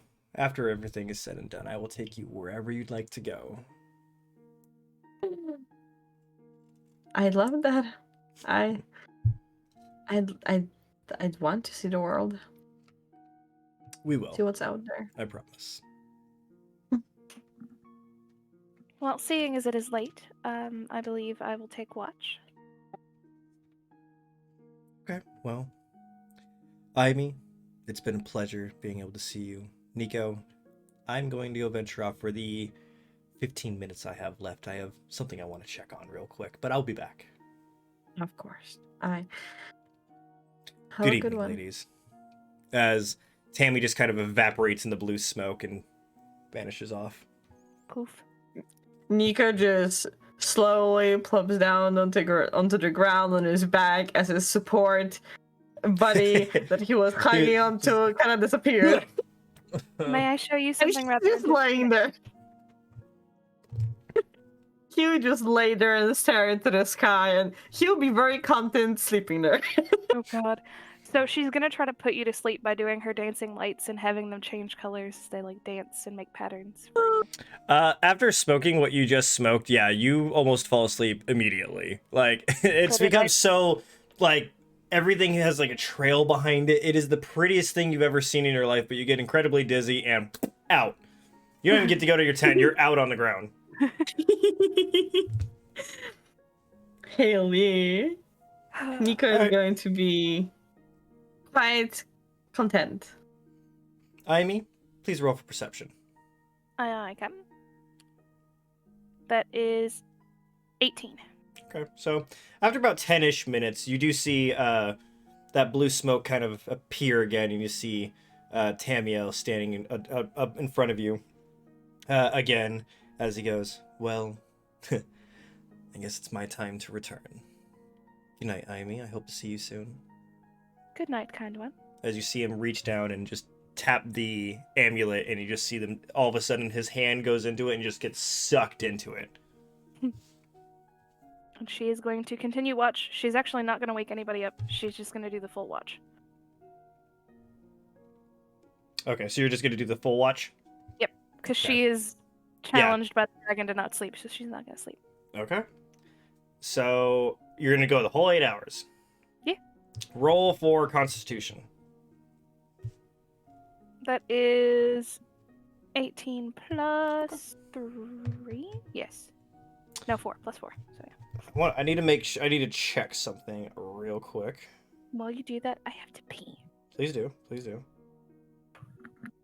So... Sorry, y'all. I just need to make sure I've got something correct.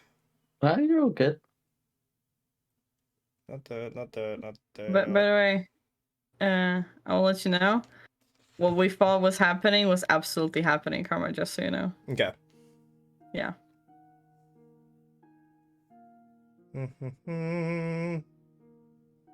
Oh.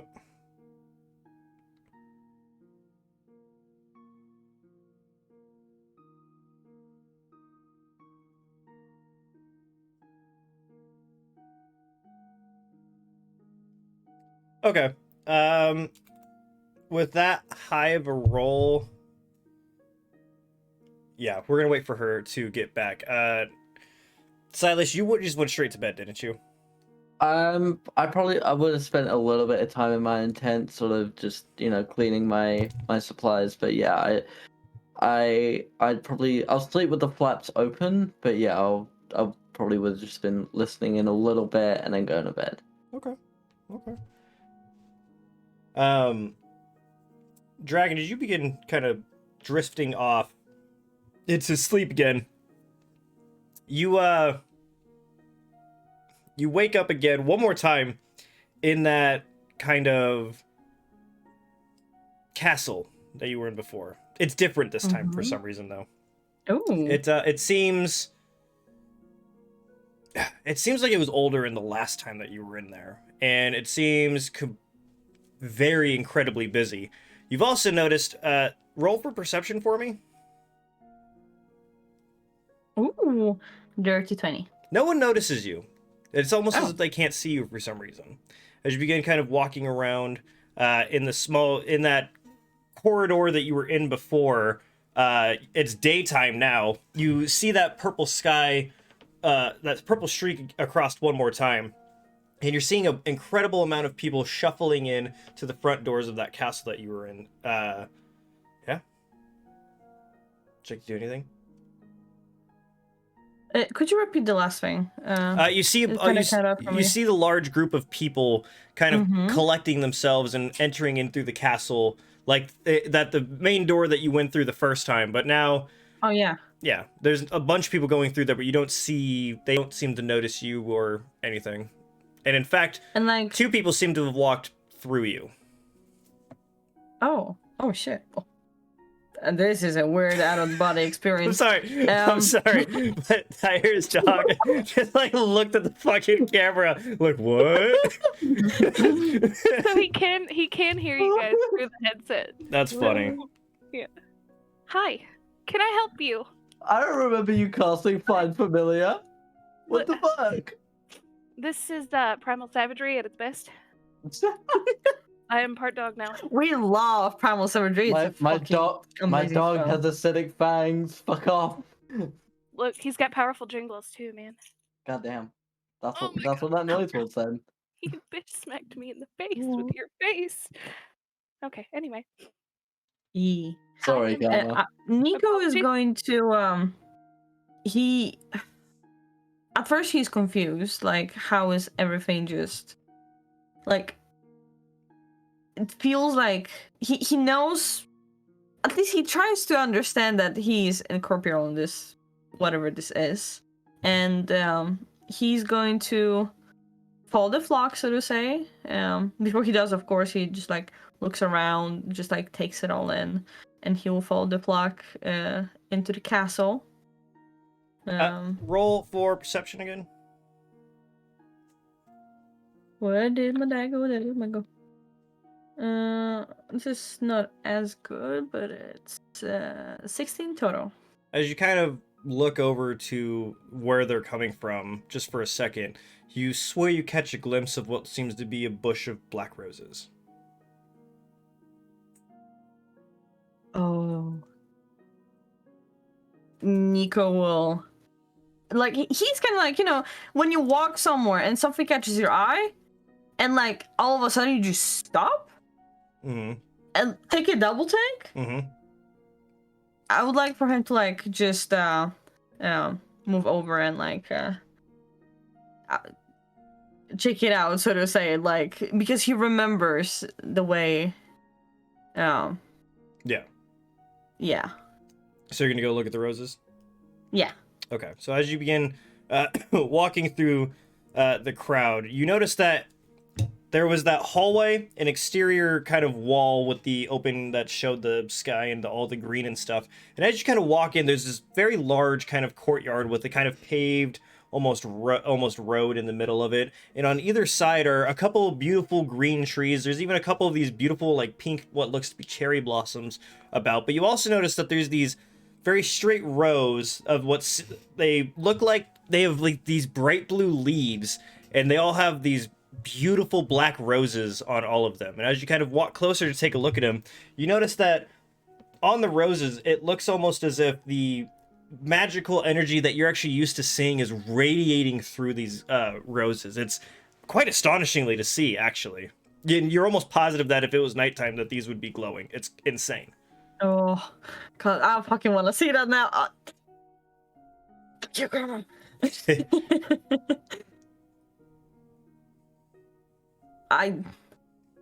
God damn it. The artist in my head is currently struggling not to picture that and try to actually capture that on paper. Nico is. I'll make a t-shirt if those end up on a picture, by the way, if anyone's watching. If they make a picture of it, it's gonna be a t-shirt. Oh sweet, a new thing we can shout out. Anyway, as you're kind of like transfixed by these, you just hear behind you, beautiful, aren't they? And you turn around very quickly and you see Tammy standing there. But Shit. the Tammy that you know, and you also notice that no one notices him, and they're walking through him. Huh. This is a dream, right? I am Yes. sleeping. Unfortunately, no matter how much I wish to make this real, this is just a very fond memory of just a normal day back home. As you see him kind of looking around him at all the people, and you see a genuine smile on his face as he turns around and looks at the roses and goes, they really were something. This is. I mean, I sort of understood it last time, but. So this is your home. This is where you're from. Yeah, this is the... Is this still a place? Like, Unfortunately, it's not. This is known as Elderfall. This is... I ruled here at one point, and I like to believe that my reign was just, but how can you say that when you're the last? And you see this kind of weird just shift of kind of sadness over his face as he's kind of looking around at the different people, and you try and follow his eyes, and you notice that there's two children that are running back against the crowd playing. He just looks at that for a quick second, and he goes, I just wanted you to see what it looked like before, so perhaps you could appreciate it a bit more rather than just one horrific night. This one I have decided to show you instead. You know, sometimes when you're outside with me and you stare off into the distance, is this where you are? Quite usually. This is where home will always be. No matter how long it's been, I will never forget what this place looks like. I'll never forget these faces. And as you kind of turn to look, and you realize that it is a memory, but the faces are incredibly detailed. He obviously has spent some time remembering every single detail about this place. And you do see a couple spaces where like maybe it was kind of patched together with some other, but he very clearly, vividly remembers everything about this place. I wish I could have seen it when it was alive and Me too. bustling with life. But we can't control what happens all the time. I suppose not. I don't think we should be controlling what's happening all the time. As much as it pains me, something just happened, right? That's right. I And who knows? in another existence, another plane. Perhaps they're waiting for me. As you see, roll for perception. Okay, 17 total. You follow his eyesight and you see this couple standing there. There is the woman that you recognize from the previous dream being his wife. And then you see a very tall Asamar with brilliant golden hair standing there in these beautiful, brilliant blue, kind of royal blue attire and a crown upon his head as he's standing there holding hands and just kind of obviously enjoying the conversation he's having with his wife. And you turn and you see, again, a couple tears kind of going down as he's sitting there. And you see an actual genuine smile on his face as he's watching this interaction. She was gorgeous, You know, there are some people that would say that she was the fairest person in this entire kingdom, but I wouldn't know. I couldn't see anyone but her.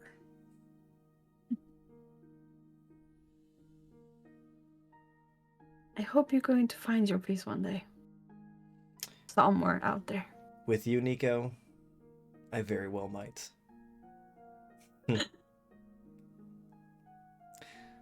Good night, Nico. As he just kind of, and he turns and he goes, do enjoy the view.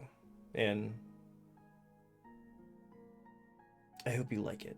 As he kind of wanders off and you see him just kind of, almost as if he like walks behind a curtain as he just kind of vanishes in front of you.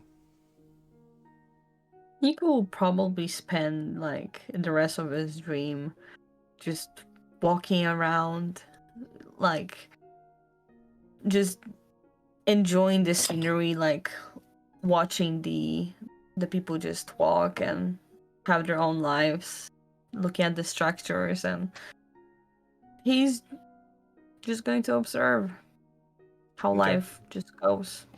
Okay. As this is happening, for Iahme, you have decided that you're going to stay up the entire night, and you actually rolled pretty good on your, I think you rolled Constitution or something, but you rolled fairly high, and because of your trait where you only had to meditate, we're going to count this as a full rest for you anyway, because you only had to meditate, and you can be semi-conscious, so you're able to have this full watch as you sit there, and the night goes by incredibly quiet. You hear a couple owls off in the distance, which weirdly are kind of comforting and remind you of the mainland.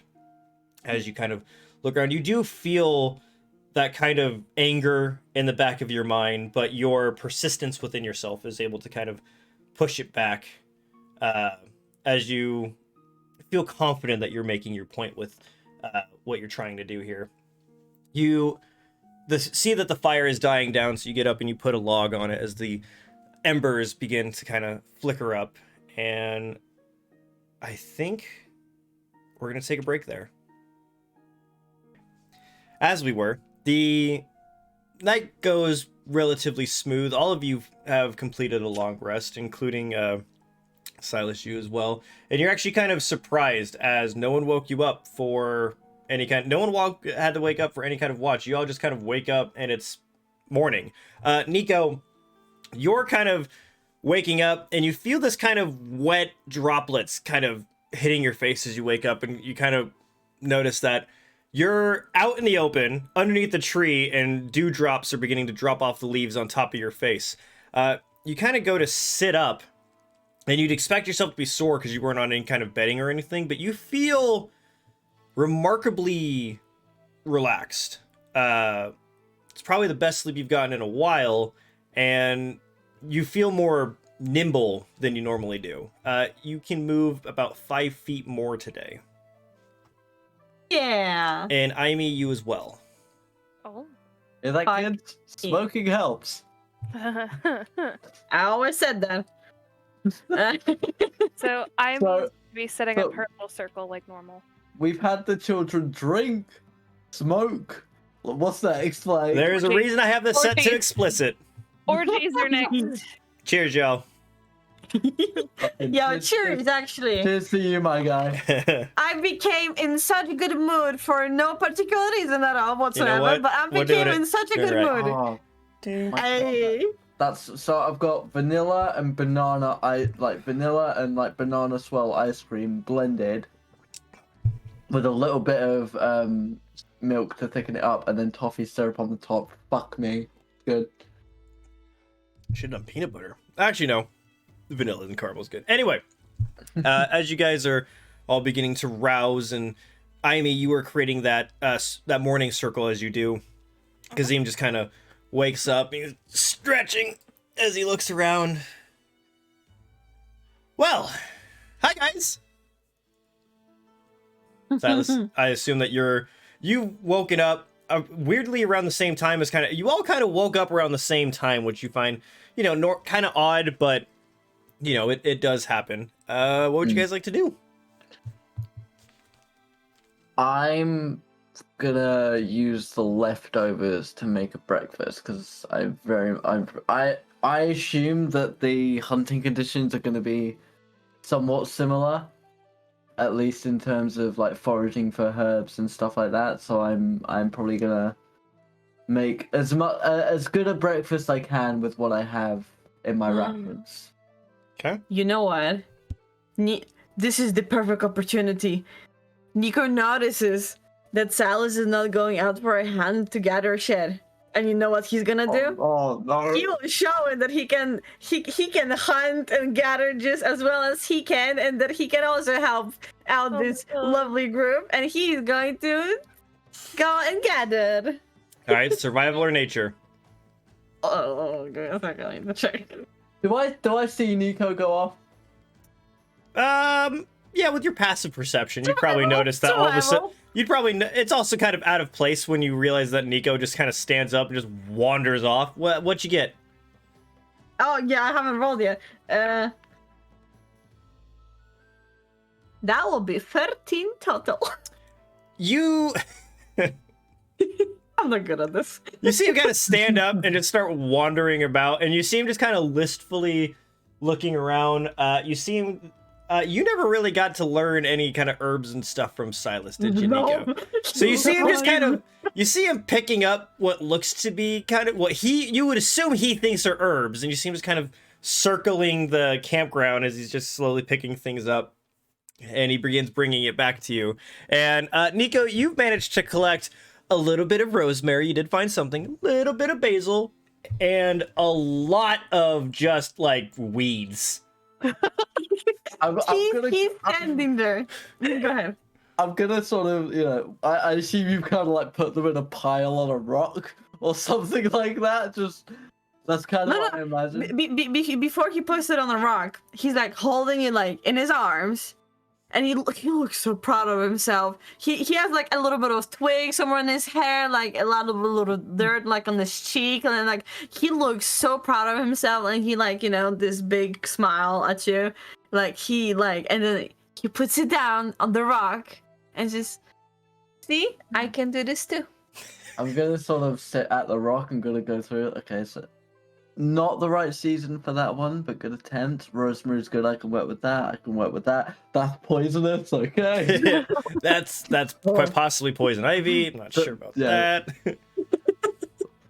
And it's like, okay, yep, no, we can't eat that one. No, we can eat that one. Okay, with each thing he puts away, like Nico's smile just continues to droop a little bit. He's sort of doing it in a way of like, make sure you like remember what this plant looks like, so you don't pick it again. I was the exact same way when I was your age. You also all both notice that Kazim kind of trips over a log as he's kind of reaching his hand out towards the herbs, and you see him fall flat on the ground, and you just kind of see him just grab the one you called poisonous and just kind of bring it to him and puts it in his back pocket. Oh my god. You could have just asked for it. That's not how this works. It's so uncanny. It's so uncanny. Now I can use that. So these I'll save because these are better when roasting. But these ones I can, if I have a couple of eggs spare, I can use these to season the eggs, and that should be a good enough breakfast to get us going. So yep, within your rations, you do still have a couple of those quail eggs you had before, those very small ones. You also have a bit of that dried meat that you had from that deer you killed a while ago that you begin kind of cutting up and kind of grilling, almost like a steak and eggs kind of thing going on. I kind of imagine sort of once the meat is kind of cooked, I'm gonna cook the eggs on top of it and sort of let everything soak in, season it with the stuff that Nico's got, as well as a couple spices that I've got, for a special occasion. Yeah, it's a bit, it's a lot more flavorful, and you smell. He even pulls out like a clove of garlic that he begins he grabs the hand axe and kind of quickly minces that up and throws it on top, and you can smell the herbs, and to all of you, it's fucking mouth-watering. For someone with such calloused hands, you are rather smooth and swift with the knife. Honestly. Like, Nico just stands there, like, watching you work. What he means by that is, like, for hands that are used to work, like, heavy physical work, like, they're, like, have no right to be able to, like, move so nimbly with, like, such minute details, like, just chopping something so nicely. Like, he's quite, quite honestly just impressed. I was a unicorn in my past life. Nico looks at you like... Roll for deception. I'm gonna try and make it unclear whether or not I'm being serious or not. Yeah, you know what? Roll for perception or persuasion then. I'm gonna go where I think they're both so that one's that one. Yeah, they're both the same, so that is a 15. 3 total. Okay. You just hear Kazim go, "Wow, really? That's crazy." Nico, you can roll for insight if you want. I rolled 3 total. Okay. Yeah, Nico, you 100% believe not only Silas, but you also believe that Kazim also believes that. Nico, I shall never doubt you again. Nico, it's an expression. What do you mean an expression? Orcs believe that reincarnation is the nature of all things. Give from the land and you take. You give your life and the land will give you back another. Oh.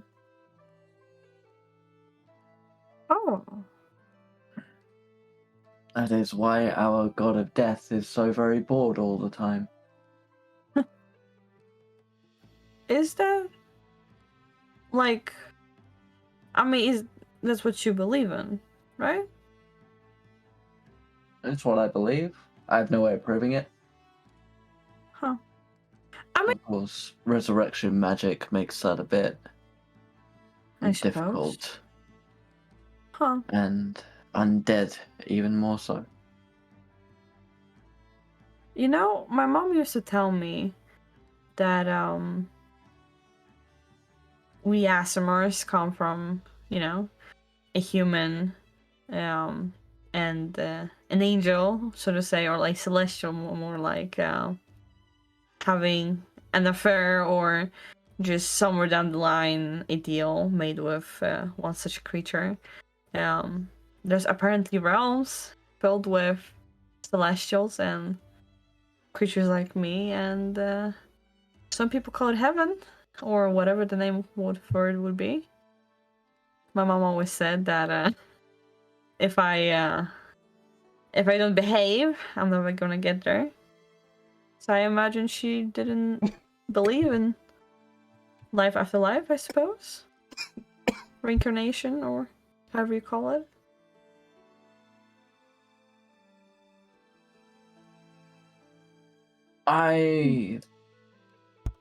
You hear Kazim go, "Oh, yeah, totally. Reincarnation. I was a werewolf at one point." I'll look at him with like... Okay, here's the thing. Nico knows that he loves to him so much. But Silas was a fucking unicorn once upon a time.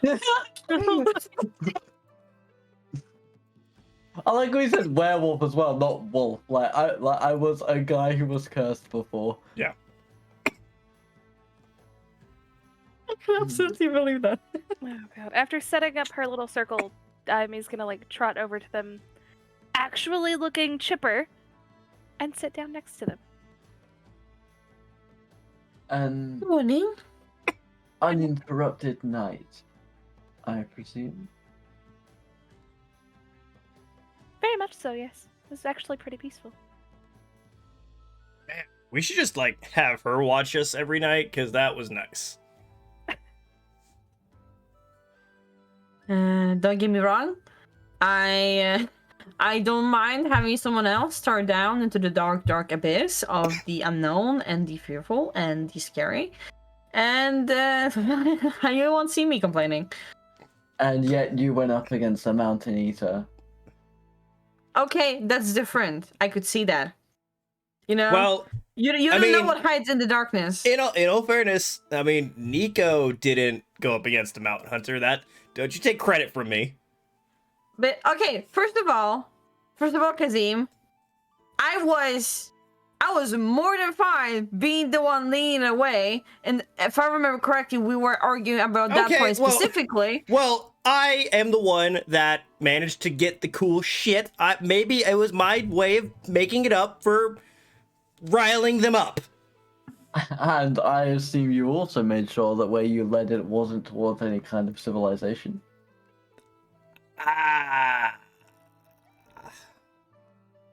Yeah, totally. Oh, God.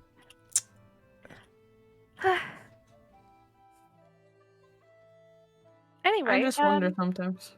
the circle is ready for you all if you all would like to take a chance this morning. Kazim just walks away. He's not interested. She's just chipper. She doesn't care. Nico will stand like. Can we see this circle from here? Is the question. Yes. Nico will stand there and stare at it with an empty expression for a minute or two, and then he would just walk away.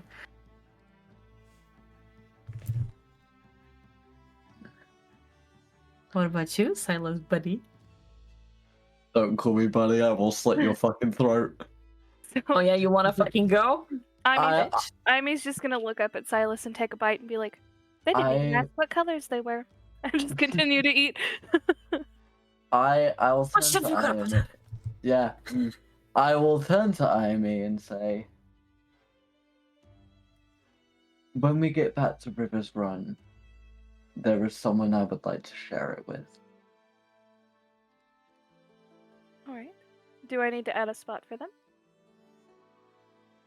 They would be very appreciative.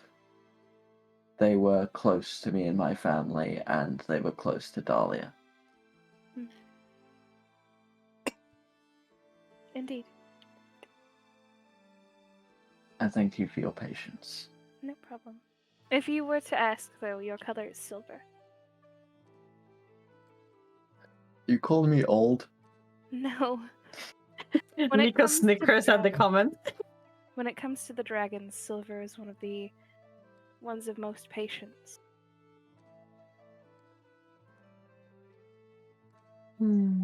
Perhaps these dragons are something I should study.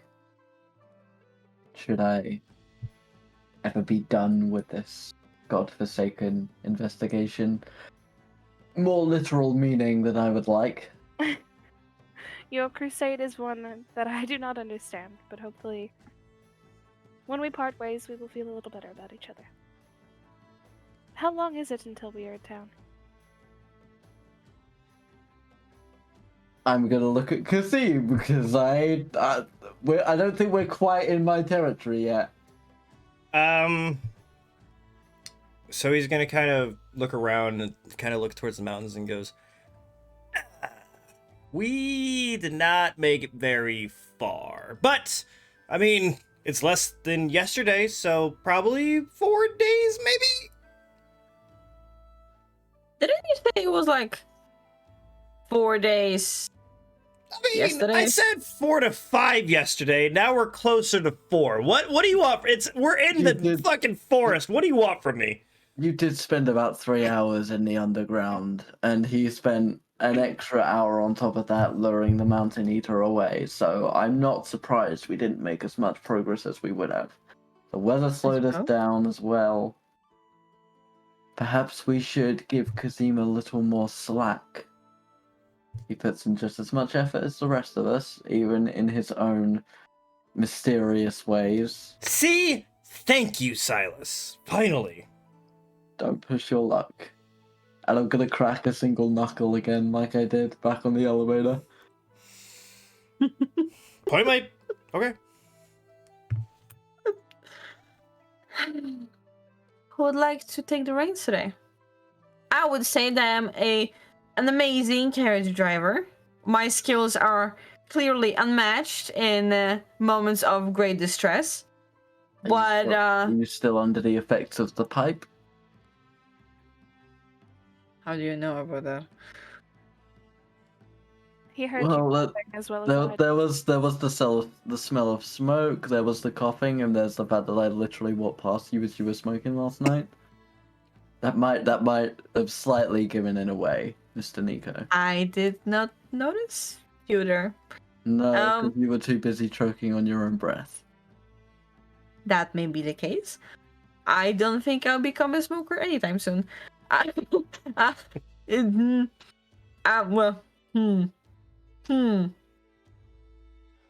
Maybe, but that's not about it. I am feeling more refreshed than ever. And I believe I've been getting the hang of it. Actually, I've been getting better. I can now stop the carriage rather easily, and I can make it go slightly faster and in the same direction as I'm intending to at this point. So, I count it as progress. I mean, you can't fight with that harder. logic, Silas. It's Well- much easier to just ride on a single horse, that I can do quite well, actually, in fact. Carriages are just, But there are died. only 3 horses. well, yeah, which is why we have the carriage. With that, she's gonna put down her plate and just kind of dust herself off and be like, "Well, as we pack up, I know some of you may not be interested, but the circle is still there if you need it." And then she's gonna walk to her tent to put stuff away. Everyone roll for perception, please, except for Iahme. So, Silas and Nico.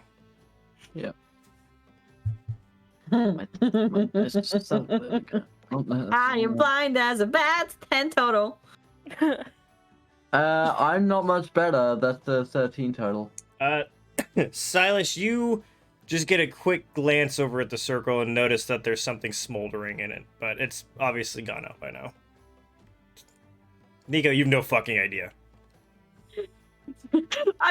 Look, Nico has okay stats, but God forbid that he has a decent fucking wisdom, right? I wonder whose And fault that is. decent fucking perception. God forbid that, or inside, fucking hell. Almost like you're a warlock. You take that back. And so, Wow, I feel deeply offended. I'm You guessing- tried to poison us this morning. No? Semantics. Tried to. I mean, succeeded Almost enough to succeeded be- with, yeah. It didn't happen.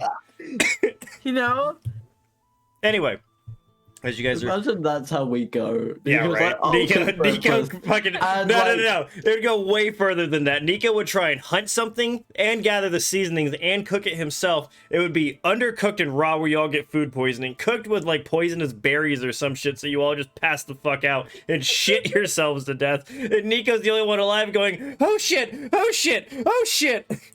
Meanwhile, he's got a fucking broken leg because he tried to hunt a bull or something Yep. stupid like that. And he came back with a rabbit. It's Anyway. alright, Nico, we have utter faith in you. used to this lifestyle. As Anyway, you guys are able to quickly pick up your camp, and you guys are able to set up the carts as you begin moving along into the trail in the beautiful day. It's about 8 o'clock in the morning. Is there anything anyone would like to do, or are we just going to do our D20 roll? See how today goes. I'm still teaching Silas language. Yeah, Okay. we're in the cart learning. One of you roll a D20 for me. Do you want me to do it? Go for it. All right. Am I adding anything to this, bestie? Nope, it's just or am I D20. just straight- Okay. Just a D20. That's a 19. That's not bad. Oh. That's not bad. No, so it's not. It's really not bad. It's one of those. For those on Spotify, Carmen just looked at the ceiling. Do you ever put something on there as a joke? Yeah, all Oh? the time. Yeah, all the time. Okay. So here's what happens. You So guys concerned.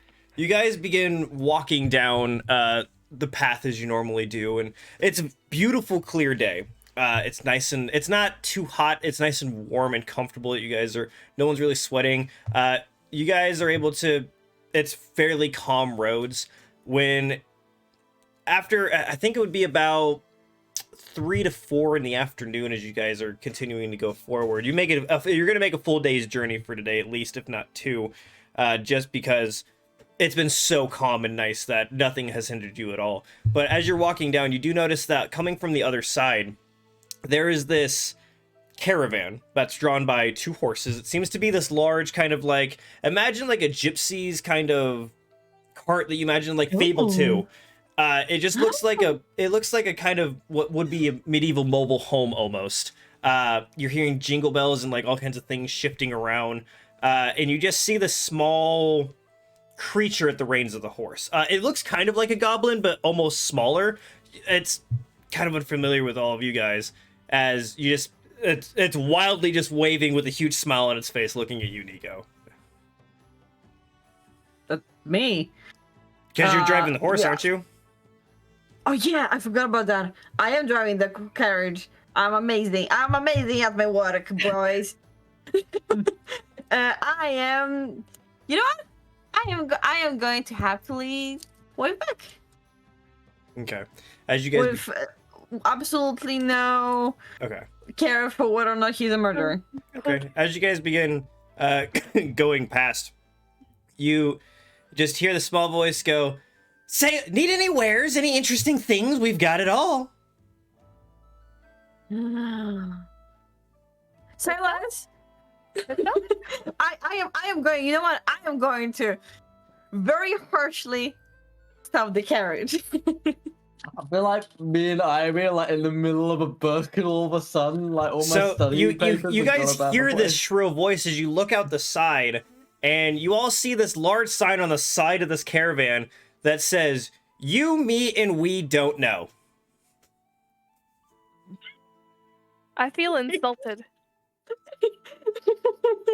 You, I am me. and we don't know. Yes. I am me. I Um, feel insulted. I love this. Oh. What are you buying, stranger? I'm going to, like, you know, the horses are stopped. Okay. Like, I'm going to like follow at the reins, and I'm going to jump down onto the ground, kind of wind because it fucking hurts. Like, oh my god. But I am going to quite happily walk over and you know, put my hands, not on my hand, yeah, just my arms, like on the carriage, like whatever, and like as the gentleman, what this seems to be for a local wandering shop. Well, we's got magical items. We's got all kinds of things. Me is also able to tell what magical items do, and then you is also able to say if their curses abound.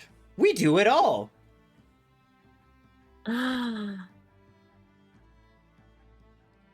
Yo, Kazim, have you heard this? Kazim?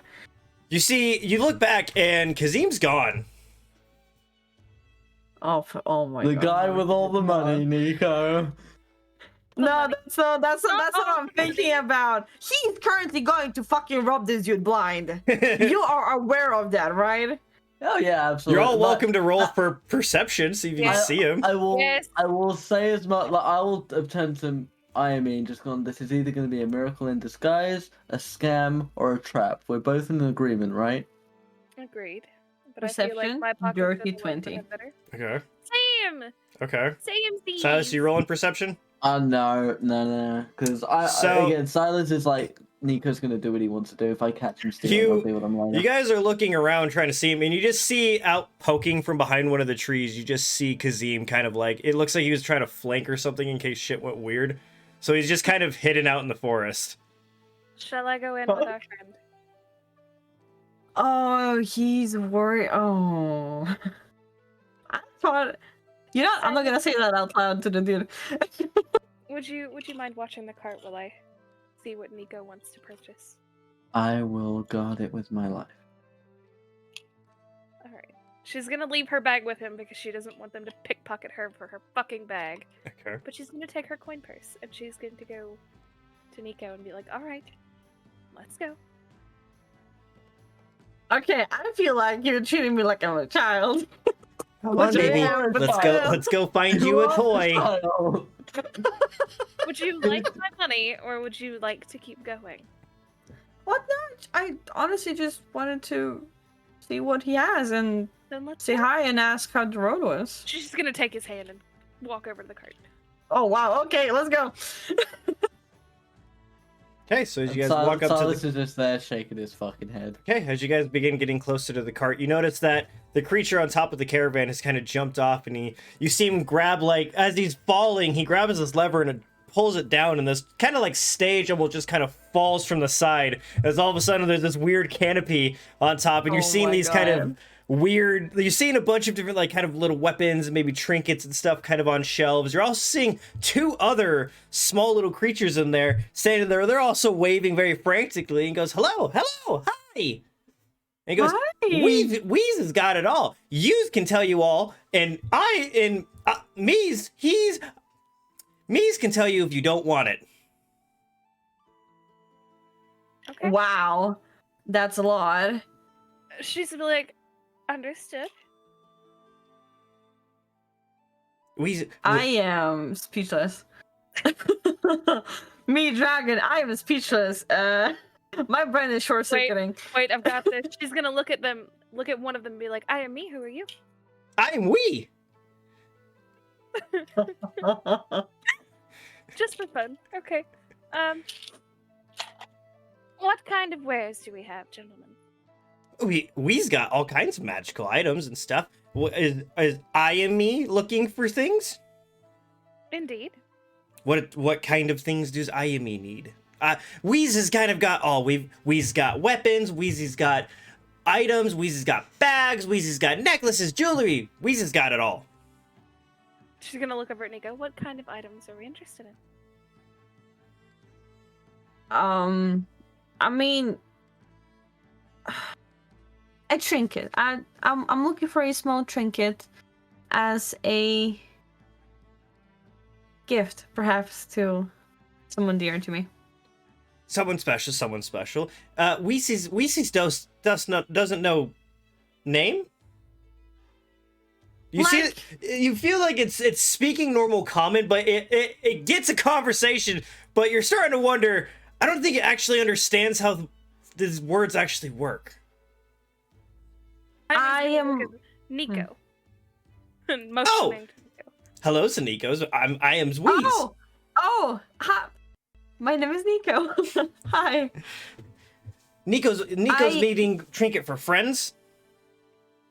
For a one tiny friend. Tiny friend. Oh, Weez loves tiny friends. Tiny friends fun. And he kind of jumps over, and you see, and again, this is just like a really small goblin. As he jumps up on a stage, he just kind of waddles over to what looks to be like, to him, looks like a huge chest. It probably would, like, you'd be able to hold it, like, in one hand, and it's probably like a small chest, but to him, it's gigantic. He throws it open, and he starts digging shit out. There's, like, cloths coming out, and, like, capes and clothes, and you notice that he's halfway in it, so obviously this box is bigger than it fucking seems, and he's, like, almost falling in it and pulling shit out, and he brings over these 3 little boxes, and he kind of goes, "Now, Weezy's got things for lots." Me, what's called? And you see that one in the back go, "Gold! Weez needs gold for." Yes, okay. And he opens up one, and it's this kind of like jade frog, almost. It just looks like it's a beautiful stem, or a beautiful jade stone carved little, tiny frog. And he goes, Weezy's got this. Weezy's got frog. You, what frog do? And you see this other one go, "Frog live." That's fucking cool. Okay. She's like excited. She's like, "Really?"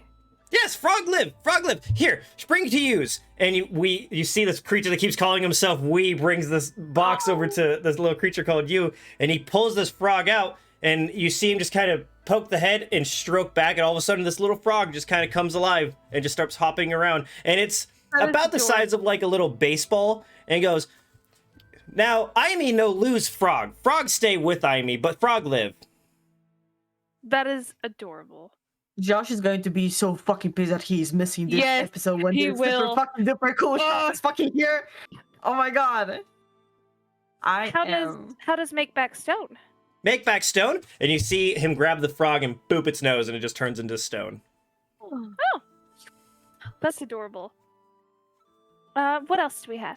Okay, we's got this, and he pulls out this small little like locket, and go, use, and he hands it off to use and goes, aha, locket got big space, small hole, and you see him kind of like open up the locket, and it's just a small little normal sized locket, but you see him put his little fingers in there, and he pulls out this piece of paper out from inside of it, and he goes in and he reaches in and pulls out another piece of paper, as if there's some like almost pocket dimension within the locket. Okay. All right. And what else? What's box 3? We got, and he opens it, he looks and goes, Use you know? And Use kind of looks at it and goes, oh, yes, Use knows. Use takes the box and he kind of opens it, and he brings out this little, like, it looks like a barrel, like a little small, tiny barrel, and go, this big barrel. And he puts on the ground, and he goes, Iahme, Nico, back, and he's telling you to back up. Okay. So he puts it on the ground where you guys were kind of standing, and he knocks 3 times on the top, and it just turns into this huge barrel, and when you open it up, there's a bunch of fish in there. Oh, Okay. oh my fucking. All right. How do you make so small? random?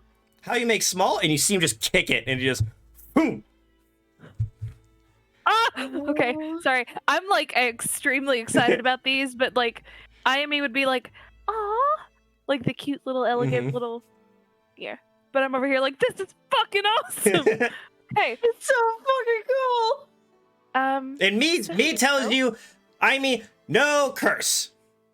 No curse? No All no curse. or just one? All no curse. Okay. Well, that is good to know. We've recently had. Nico gets the shivers. You knows if curse. So Nico, which would you like? Well, it's not for me, but I think that she would enjoy the frog, actually. The most. All right. And how much is the frog? Frog. Oh, we knows. And he grabs it and he just kind of hold. You see him like kind of like look at the bottom of the box. You see him shake it a little bit. He looks over at me, and me just kind of nods, and he goes, 75 gold. Okay. That's doable. And if Iahme wants other trinket, make deal? You see, we kind of look back at you, and you just kind of goes, yes, we make deal. What other kind of... Do we want the other trinket, or do we want to look for something else?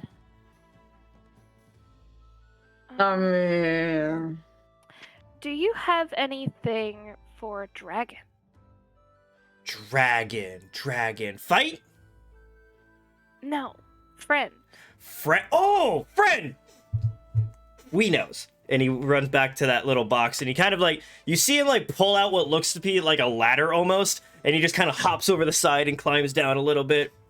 And you're hearing a bunch of rustling and stuff down there as he comes back up with, it seems to be a rock for one. He also comes back with, how do I put it? It's like a scale almost, but like it's beautiful and like prismatic. It looks like a crystal scale. And then you also just see gold. You just see like a bar of gold.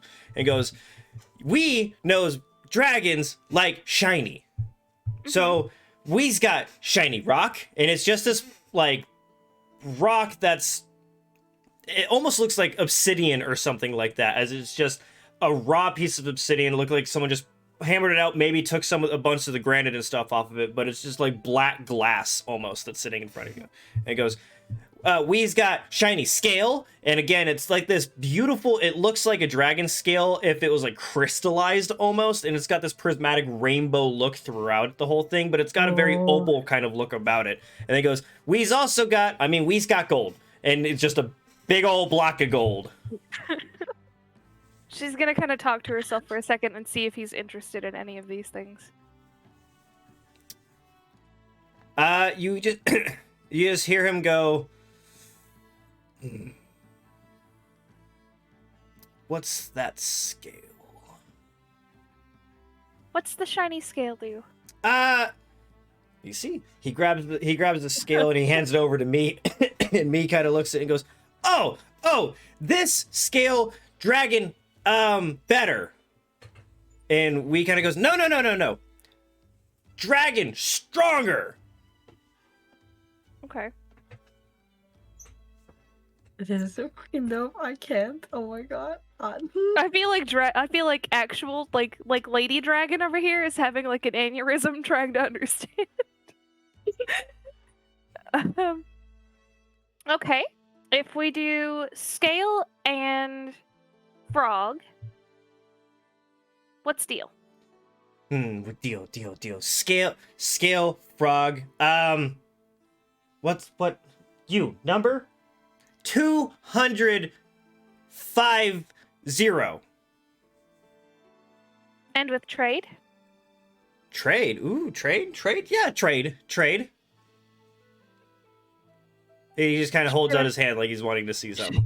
She's gonna hold up one finger and she's gonna go back to her bag. Okay. She's gonna dig in her bag for a second. Mm-hmm. Nico's just watching her like he's just interested. What the heck? So she knows dragons occasionally shed. Mm-hmm. So she has kept an eye out for his scales. Mm-hmm. So she's going to bring like a little thing of his scales to them. Okay. So you come back with... It's when you kind of change back from him that you see these scales around. So there are some small ones, but there are some big ones.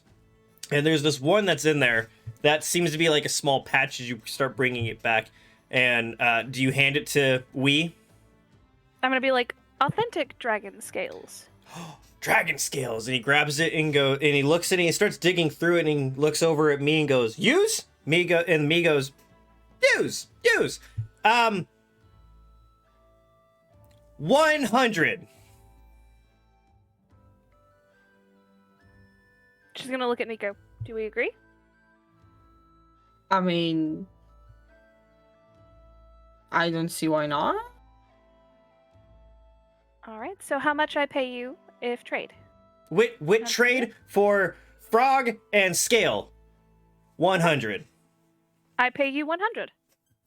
Yeah! And he kind of holds out this, like, it kind of looks like a bucket, but it's as big as him. He just kind of holds it up. I'm guessing he wants you to put the money in that. As you see, Me's in the back, and he's kind of wrapping these up in these, like, they look like cheese claws that he just had. So the frog comes in the small wooden box that he puts a cheesecloth over and ties on the top, and he takes that dragon scale and again in a cheesecloth ties off top. They have some basic idea of what a shop is, but not what to do with stuff. And after you put the gold in there, they just hand you these 2 sacks of cheesecloth. She's gonna give them like 5 extra gold pieces for their assistance. Oh, because they're entertaining. Thanks, Iahme. Thanks, Iahme. And then you hear me. Thanks, Iahme. Your company and your trade was greatly appreciated. We travel lots. See Iahme and Nico again. I hope we do. Will. We have shinies. Have a safe travel. Nico too. As they start kind of like packing stuff up, you see them jump out and they start lifting the stage back up. And they start after they latch everything back together. You see all 3 of them hanging out windows, and the one that grabs the reins again, all waving at you guys frantically. As Kazim kind of walks back up and goes, "Okay, that was weird, right?" It was adorable. That That was adorable. that was I weird. don't even want to hear it. I don't even want to hear it. You didn't even look. Mm. It's fine. You was didn't even ask lovely. them I about the thing. have plenty of magic stuff. Okay. Exactly, and they could have looked at it. What? For you to tell you Okay, it's battered enough. okay. Who are you? What did you do, Kazim? I do not believe I've ever heard you say anything like this. Well, in I the mean, it's not like I entirety can of ask time when I've they're known you. closing. They're on a carriage. Somehow, it offends me that you think I believe you in this one. Because, you know what? No, I think it's time to go. Oh, and wait. They can tell you what they were, what like stuff was. Yeah. What? And you didn't ask them didn't to, even you know, check out your magical items that you have magically. You see prepared. him as you're saying this. He just kind of hop out and he starts running towards the carriage, and all of a sudden Come back. it comes back. It goes back down, and you're hearing that kind of muffling. That hi, we's got lots of things. Mees knows what. And you see Kazim standing there going, looks over you guys, kind of like as he opens up his bag and he pulls out the staff and he pulls out the wand he had before for them to kind of look at, and you just hear Kazim kind of try to go, Kazim wants no closing? As we's no closes. As you hear me kind of giving back, and you hear small stick, boom. Big stick, big boom. Sometimes. And you see Kazim just kind of go, okay. As he just kind of puts a little tiny sack of money on the thing, and he just kind of walks back with his two things in his hand and goes, okay, that was weird. It was very simple to understand. Quite entertaining, but Kazim, you do know that should you be, you know, courteous and nice about it, you could have technically asked Tammy for help, and I'm sure if you were actually, you know, nice to him, he'll probably not mind helping you out. Okay, Just, well, you know, as a father. I would, but that was weird, but that wasn't creepy like he is. He is not creepy. You take that back. I mean, he's got no hand. Well, kids, let's bicker on the ride to camp. I like to think I've just been killing like 30 bandits. Silas has been on the other side, having an full-blooded war. Yeah, no, but Nico will continue the Was Silas doing carriage. anything during that whole interaction, or was he just kind of? He would have just been standing guard and been like, how does Draconic make more sense than this? Yeah, just. This common interaction. Yeah. Also, the title of this episode better be I am me, he is we. I am me, he is we. Yes. By the way, Silas, you actually know those as called Kremlins. They're small versions of goblins that kind of hide up in the mountains usually. It's very uncommon for them to be around, and you know that their weird speech patterns is probably because they don't be around people or things much other than themselves. Okay. You've ran into a few of them that know very basic giant to just like say don't eat. Yeah. Oh my That makes God. sense. That makes sense. Yeah, okay. Yeah, they learn very bits and pieces of wherever they are to kind of blend in the most. The reason I'm telling you this much is you've dealt with them before, and you know they're not violent. They're just super fucking weird. Yeah. But yeah. You guys, As Nico is going to go back to the carriage, as he passes Iahme, he'll tell her to if I were you, I'd keep the frog for yourself for now. There is someone I have a feeling that you will inevitably meet, and I think it would be a nice offering to her if it came from you. I've already have prepared something special for her back at home, and I think she'll be quite jealous of your hair. and you two might become good friends. He says I as hope he so. walks away, with a slight smile on his face. Might I ask you for one favor? You're asking me for a Yes. favor. I'll warn you, favors are very dangerous things. It would simply be that I can talk to your friend tonight. Oh. I'm talking about Tammy. If that's acceptable. I mean, if you If would not, like I to talk, understand. you'll be able to. Well, I am not the... Look, you are the messenger. That is my simple meaning. I am his friend, if anything. If he wishes to speak to you, he will. I will not hinder him from doing so. Well, I hope I'm pretty enough to get that chance. And she's just gonna put stuff on. Okay. Well, he's standing there, kind of like like there's blush on his face. He doesn't know what to do. He looks just the other direction, and he waits for her to walk away. And then he's just like, "What the fuck?" And then to go back to the cavern. I mean, the carriage, and he continues waiting. Without Befuddled, a word. utterly befuddled. So where are we making camp? When is this? When is camp sleep? Okay, well, after this intriguing interaction with this merchant, you guys are able to go for a few more hours. I would say you guys caught up for like a day and a half of travel for all you've done. You've also noticed that the the landscape stops being so much as a forest as it now becomes this. You come to about an hour later after this meeting with those things. The tree line pretty much just stops and it just becomes huge grasslands, which Silas is incredibly comforting to you because now you are officially back in the kind of country that you originate from. It feels like these are grasslands that you have hunted before. You are feeling ever closer than you've ever been.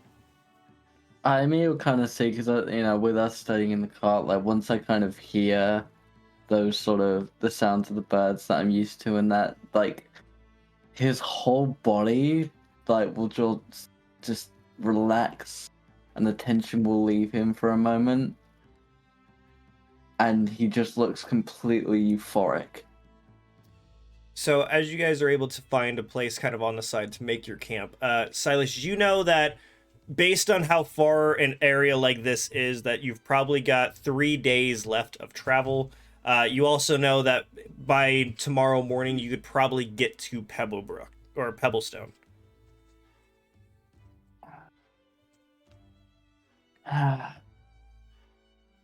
Civilization is nearby. Happy. This is the land I am used to. I was actually wondering, Silas. We're going back home. What do you plan to do? I will study. Oh? The mind is as good a blade as the axe. Speaking of axes, I feel like I need to tell you, Silas, that in the next town, there is this lady there that she's kind of racist, but I don't know if she means to be. I just want to let you know before we get there, because I know we're pretty close. So by tomorrow, if you see this lady and she's kind of racist, don't hit her. Or do. I mean, I don't really care. Oh, I know what kind of lady this is. Okay. I will deal with that situation when it comes to it. And when I get back to River's Run, I will... Well, what do you intend to study? I mean, I didn't take you necessarily for the scholarly type, other than, well, I what will you've been... study our enemies. I mean, I suppose it is a good thing to do. Do you need help with that? No. Then I will go to Tasha. And then I will go home.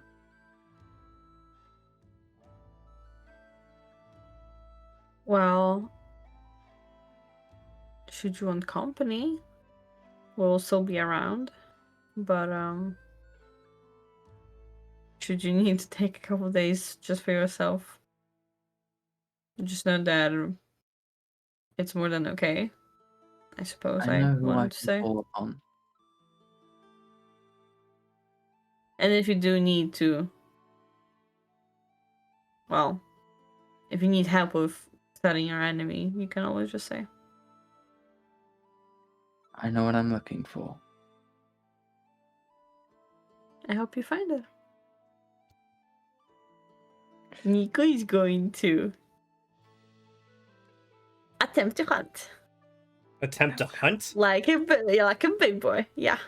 Roll survivor in nature. Silas is gonna go hunt in the opposite direction. Oh, Alright, God. both of you. I'm hunting with Eldritch Blast, okay? Both of you What I can. roll for either survival or nature.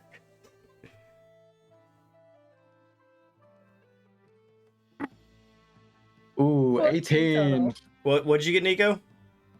14 total. Okay. Okay. Do you guys want to know what you got now, or do you want to wait and see what you all brought back? I want to wait. I want to wait. All right. Are you guys? So are you guys I feel gonna like it would be forage better. as well? Silas is absolutely. Okay. gonna forage. So will you Uh, both again roll for nature or survival? Oh my god, is that 4 total. 22? Okay, so here's what happens. So, Nico actually shows up first, surprisingly, and he's actually got these, like, it looks to be like a wild goose or a turkey or something that he just found in the field. It's a pretty large bird, but he's also got, like, just a handful of wildflowers that aren't edible. All of you know that they are. Like, there's death bell in there. There's a little bit of, like, arsenic root in there. Fucking nightshade. Yeah. I'm gonna hold up my hands for the flowers. Yeah. So, but She's like, right "Oh, okay." around the same time, you just hear this loud thud as Silas just drops down this huge field boar that he found out there that he knew would be. It has a lot of meat. He's also got a bunch of herbs and garlics and actual herbs that he could use to season it. And he's got a black truffle that he found as well. You know what? I give up. You know what? I am not cut out for this. You know what? Nico, you did very well. I can use these flowers. It's perfectly fine. Nico, You did very have well not- for your talents. You have not failed until you quit. He just You has. know what? a lot I'm more deciding to time quit this right now. experience. It's fine. Nico decides to quit.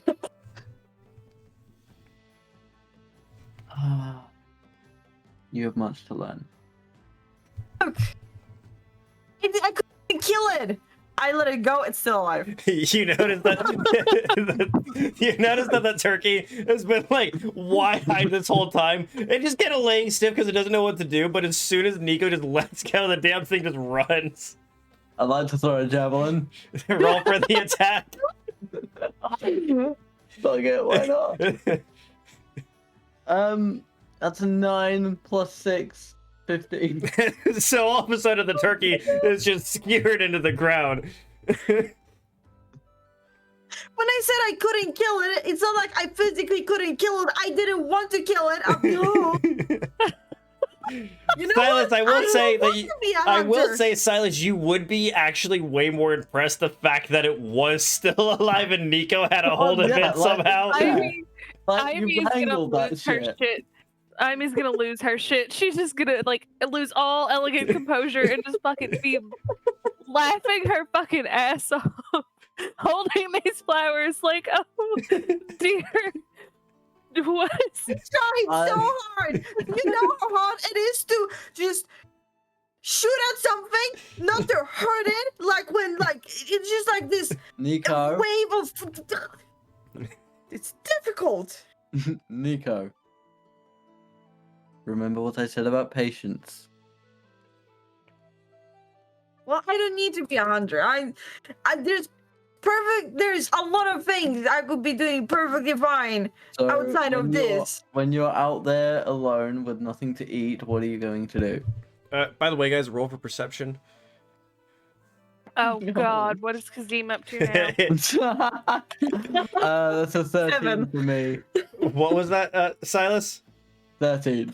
Okay. I got a 22. So none of you see it except for Iahme, and you just see Kazim just kind of come back with like a small rabbit and like some rosemary and shit in his hand as if he was trying to compete. Sees the boar, and you just see him kind of like huck it in a bush. She's literally gonna drop the flowers and just kneel on the ground, losing her fucking shit. You know what? Oh my I'm just God. gonna go get the pheasant, Okay. put it on a stone, pull Nico over, and sort of guide his hand to how to skin Oh. the bird and cut the meats. Are we like ghosting this, filleting this turkey? Basically. Just Patrick Swayze Well- putting his arms around Nico. Yeah. Kind of. He's more towering Wait. over Nico. Like, Okay. The but just issue like is- Karma? guiding. Karma question. What? Can we have an ethereal set of bardic music in the background? Oh my god, Like no. in remembrance of the cat and how she would have fucking cackled at this shit. Shit, yes. Silas, Like the issue Meredith is, whispers this shit. you know, as you're, you want to guide niggas' hands to, skinning, right? Those hands are trembling as fuck, and he does not want to put it anywhere close to the animal whatsoever, and he straight up refuses to. You chose that you wanted to attempt this. Quitting easily. The only was- one that failed is yourself. And I'm gonna go to skinning the boar. So, Kazim just kind of sits down and sees that you're skinning the boar, and he doesn't really say much as he's just kind of shadowing you and watching what you're doing. Are you guys doing anything? Can I go pick up the stuff that he tossed and like give it to him and be like, you dropped this? Sure. All serious as shit. Just be like, oh, hey, you dropped this a minute ago. What? I don't know where you got that. What is that? Is that your kill, Kazim? No, why would I? No. No. Whoever it was, it's quite an impressive kill. By the way, you all know he's lying. Like, Yeah. for sure. Because he rolled a 1. Yeah. Yeah, I gonna mean, go, no. oh. It's not mine. Oh, it's a shame. It's a really nice kill. I Even, mean, you know, yeah, I mean, no. Well, not really, but yeah, okay, sure. Mm-hmm. If it was mine, on a scale of 1 to 10, how would you rate it? good 6. Okay. Especially for, a very early hunt. I mean, You killed it. I'll take that. killed it. If it was mine, I'd take that, but, it's not mine, so it doesn't matter. And Well, she's gonna go sit in whoever- a circle and just let them have their shit. whoever did hunt that with some practice, they could be better than me one day. I mean, maybe they will. Maybe they'll practice. But I don't know. We'll see what happens. Yeah. I guess we'll never know because it's not mine. He's still obviously he's so bad at lying. Shit. The smells of the delicious herbs and the black truffle roasting within this boar, and the turkey has been skin plucked and kind of cleaned and ready. You're setting it out to dry so it can kind of preserve for a night as you're already cooking the boar over a large fire. You also managed to grab some potatoes that you kind of threw on a plate underneath to kind of roast them underneath it, let the bacon or the boar's fat kind of drip on top of the potatoes and cook them all the way through. You guys have a nice hearty meal as you guys have also set up your tents. What'd you guys like to do? Oh, that is the fucking question, ain't it?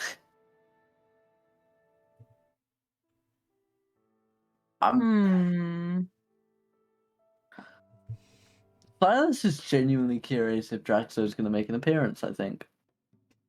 So he's going to be sort of just... He will look like he's waiting for something to happen. So you're just gonna kind of sit there and quiet. Yeah. Okay. Iahme, what you doing? She's probably in her tent, Okay. either waiting to see if Tammy shows up or waiting to see if Drax decides that he's going to say something today. Nico. Well, Nico is. He is going to absolutely. He's sitting somewhere Mm. like at the tip of a ditch or whatever. He's just sitting there, thinking to himself, just basically saying in his head, asking Tammy whether or not he actually feels like a conversation, because he believes that he should have a choice and that he is able to choose his own destiny, so to say. You hear that voice in the back of your head go, it might be interesting. It's worth a shot, I suppose. Of course, would love it if you would watch over and help me along the way, if we could, depending on how this goes. You want me to go with you? Of course I do. We're always together, and I'd love for you to join us. Well, Nico is going to let Tammy out and he will walk with him. Okay. So as you guys begin walking back to the tent, you hear the tent kind of open from the front as you see that kind of darker Nico walk through. But then you also see Nico coming in and you hear Tammy go, I hope you don't mind, but I feel more comfortable when he's around. I'm not used to... And he looks around at all the pockets and he goes, conversation. We've had conversations before, but I don't have a problem with it.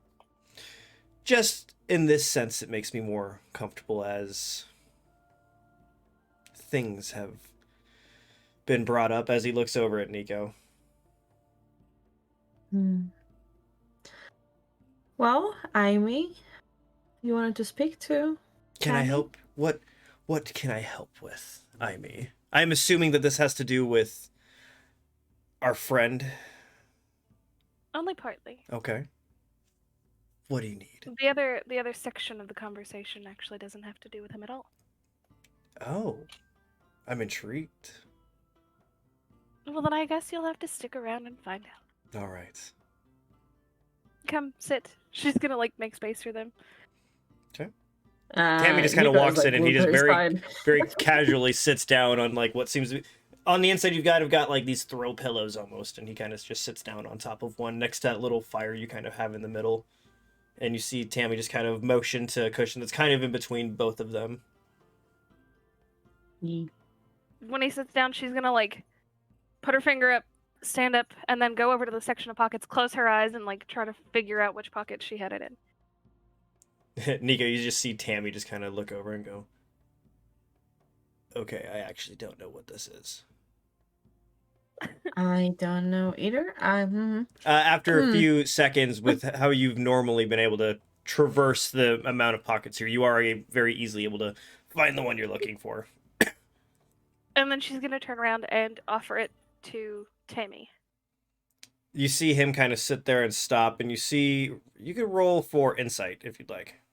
Oh, for some reason I folded my tower back up like a nerd. Anyway. Silas, what are you doing while this is happening? This is in the tent, so you don't know. I would have left 2 plates of food outside their tent. One for myself, one given to Kazim, and leaving the other 2 by the fireplace. So when they were walking into the tent, you did see Tammy, and you saw him look like he wanted to say something, but you also noticed that he didn't really. He decided not to for whatever reason, but. Yeah, I would have given him the same look I always do. Okay. So. But yeah, I'll leave Iahme and Nico their food outside the tent for whenever they're ready. Perfect. So what you get there, bestie? Unnatural 20. Okay, so you see this kind of shocked look on Tammy's face, but you also can kind of tell it's maybe not necessarily honest, if that makes any sense. When it looks like he thinks he should feel surprised, but it doesn't seem genuine, as he just kind of grabs it and goes, Where did you find this? For that answer, you have to ask your feathered friend. Oh, intriguing. He found it with the worms? Yes, Ah, very well. Interesting. Do you know what it is? he does. I do not. Mm. He only gives me tidbits. You know how dragons can be. He can be fickle. I do understand. It's interesting that he would know what this is, as I don't think he's ever. You see him kind of stop for a second and kind of look off into the distance. Both of you roll for insight. Ooh. So I'm concerned. Oh, My first good insight roll. Yeah. 18 total. you said insight. My Mhm. brain is not knowing how to read at this moment. 18. You see this almost like thought of recognition come across him as he just kind of finishes the statement. He's never been there. Huh. And it just vanishes, but for a second, you see this almost like a light switch has just gone off in his brain. As he's looking at this flower and goes, well, I once knew a cultivator that would grow these down in Elderfell. I don't know if you've heard of the kingdom. It's long, I want to say it was about 2,000, maybe more years ago that this kingdom existed. They were famous for these flowers, and it's said, and you see him kind of trace his fingers, his bony fingers across the stem of it, and it almost seems to like brighten a little bit brighter blue, and goes, distilled in the right kind of potions or used in the correct manner, it can prolong one's life. But you see him flip upside down, you see one of the thorns as it's flipped upside down, you're seeing that blue kind of drip out of the thorn almost like some kind of liquid, and goes, used incorrectly, and these can be quite dangerous. These are called elderflowers. They only grow in that region.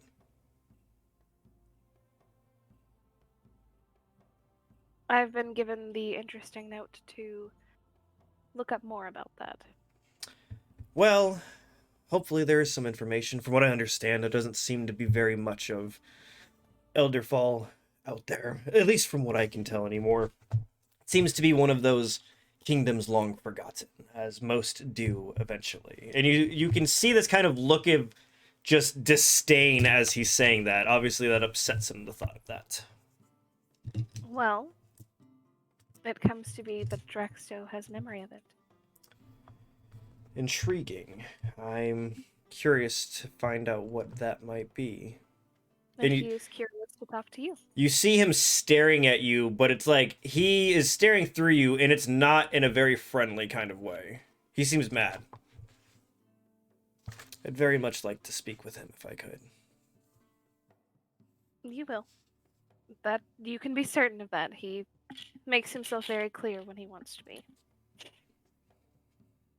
But for now, my question for you, which may hit a little close to home, seeing as you decided to bring a companion, 2 flowers?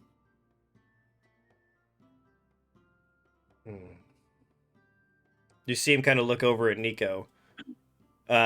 Nico, he seems to be looking to you almost as if like he's looking for some kind of guidance as to what he should do, or what you think.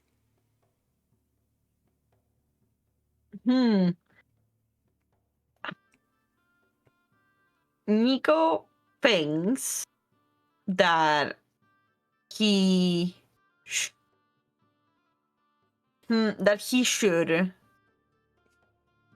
with 2, yes. For Tammy specifically, that he should absolutely, yes. Okay. So he turns to you, Iahme, and he just says, they're for my family. Long gone. I thought no one would have seen me. It is my job to notice all.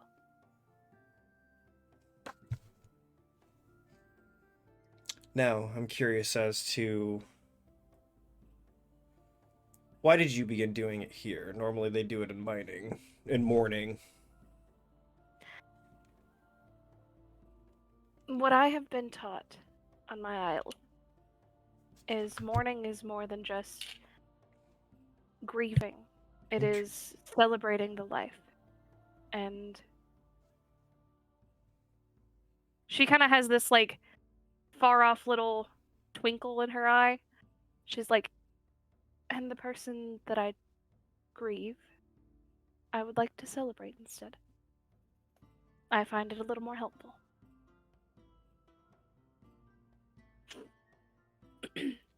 Very kind of you, to be honest. And I'm sure that they will, at some point, learn to appreciate it. And he looks over at Nico. He looks over at Nico and goes, I'm sure that you will find peace in it when you need to.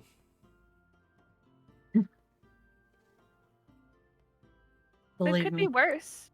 On the Red Isle, they don't do a mourning circle. They just burn the corpse. They are a bit dark over there, aren't they? Rather. You know, it could be worse. I've heard that the Silver Isle, I believe his name was Hurricane. Hurricane, the drag. Yeah, from what I understand, is they tend to just give one to him. He's quite dark. But I mean, at least you're not married to one. She's gonna kind of. This is true. Kind of look and then go back to her elegant. Anyway. That is true. I will say I do agree with most of your customs around the area, but there are some that I just baffling. But who am I to judge? As long as you stay the kind man that I met, I will not have reason to judge you either. I have no reason to be unkind to you. I'm sure there are some that find that hard to believe, if I was to say it. Would you like your friend to be here when he comes? I'd very much like to see him. She's gonna kind of like adjust herself and look at Nico, and you can tell that like when she makes eye contact with you, you can tell that it's not painless and it's not full of sorrow. Like she's like really full of sorrow. She's not like happy about the transitioning at all. And she looks at you and goes, "Please pardon what happens." Then she's gonna let it go. You see, as she begins closing her eyes, that all of a sudden her cheekbones and her skull structure, the jaw structure, begins to kind of morph and whiten. You're hearing, again, bones snapping. You're seeing the skin begin to stretch and then change tone and texture. You're seeing that her whole body's form begins to kind of grow out a little bit. Her shoulders becoming more broad and him gaining height, as there is now a older male elf sitting before you. Oddly enough, the elf has a beard. It is. Oh shit. Yeah, it's weird. Male elves don't really have beards.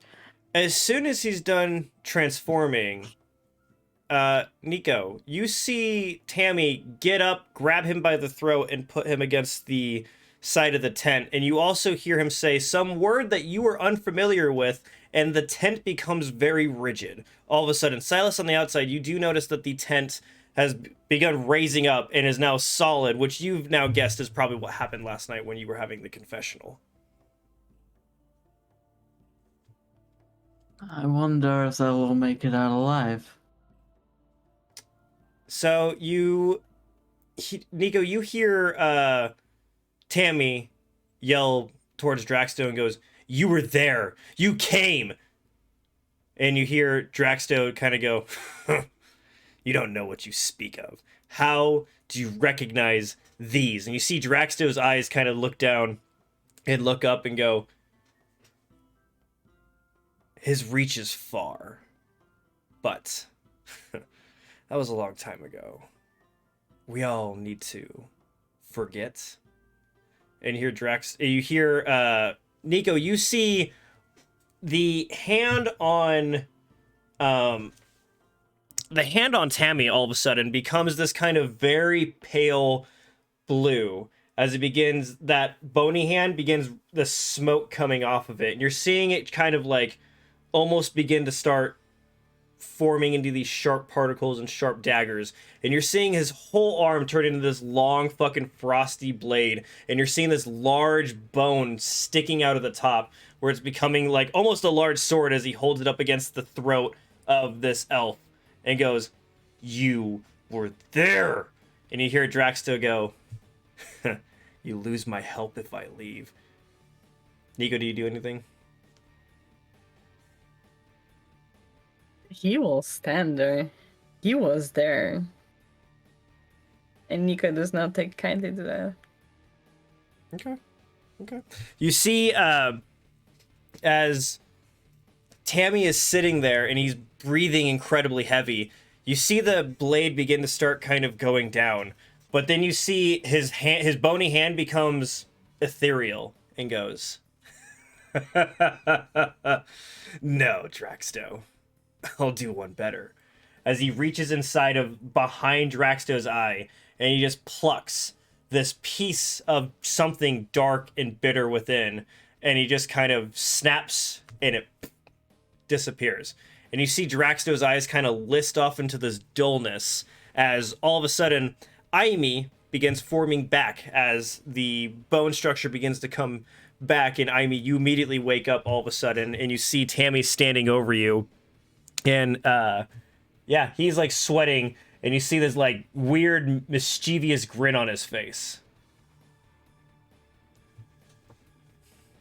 What did you do? I believe I've made your passenger a bit more bearable. I think you'll find he'll be a little... Out of what hatred did this stem?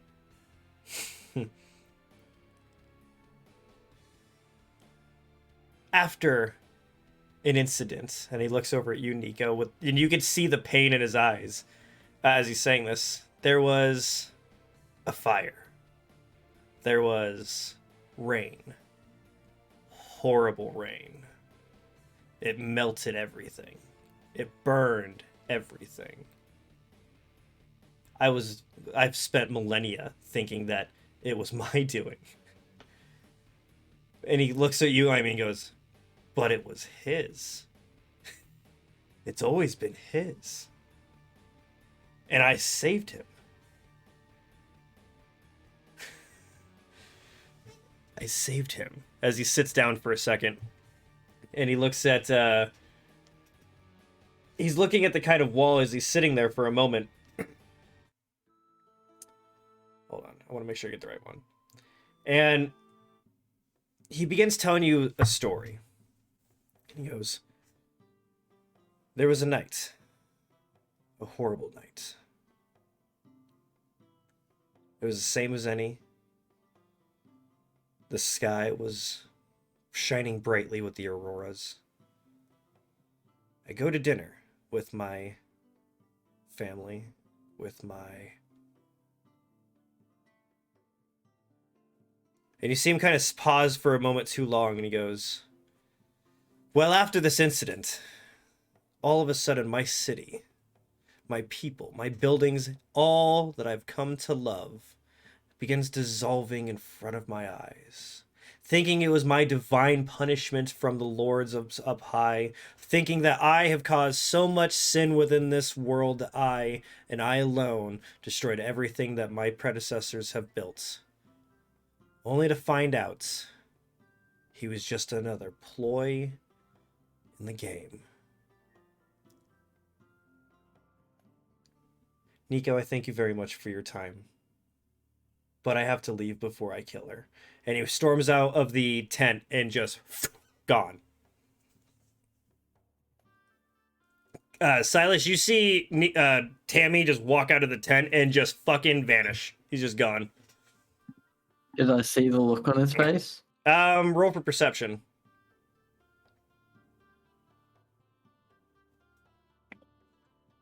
How do I math? 22. You see the same kind of face that you saw when you looked at the doppelganger that killed your family. Exactly how you felt is what you get when you looked at his face as he vanished. Alright, cool. Nico is just standing there and staring at Iahme. Motionless. She's... Are you standing or like kneeling on the ground? She's still on the ground. He will just stand there and look down at you. She's actually crying. Like, she's completely quiet, but she is, like, there are tears streaming down her face.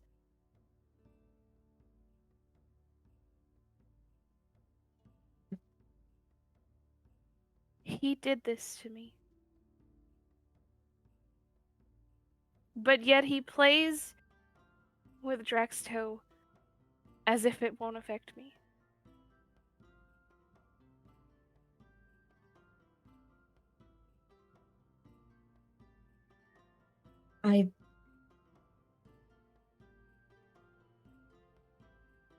Good night, Iahme.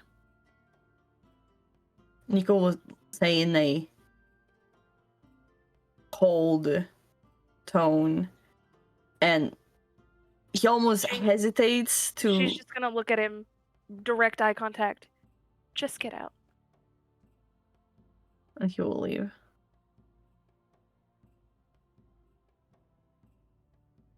Okay. Nico goes back to his tent, and he will go back and go directly to his sleeping bag and just turn around and ignore the world outside. Silas, do you do anything? No, not unless I'm called upon. Okay. Because people know what they need to do to call me. So if I don't hear, obviously I can't hear her crying, and she didn't follow me when I left the tent. So as far as I'm aware, that this is just how it is. She's gonna wait a couple hours and see if everybody's asleep. Like, peek out to see if everyone's asleep. Silas, you probably do, yeah. I'd probably be on watch because obviously if she's not on watch, someone's got to be. What I would also be watching for is have Nico or Iahme taken the food that I left out for them. Iahme has Oh not. no. She never went back for the food. In which case, I will firstly go pick up Nico's food. This is all like within that sort of first 2 hours of watch. And sort of knock on the pole of the tent just to see if Nico's awake. He is awake. And having got some kind of response, I will simply sort of hop like 1 foot into the tent, so as to not fully like breach that privacy. Put the food on the on the floor. You can come in, Silas. You do know that, right?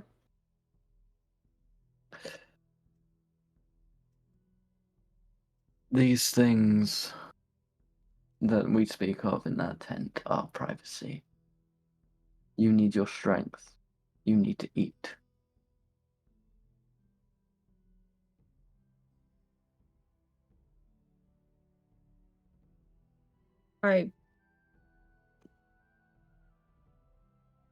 Thank you, Silas.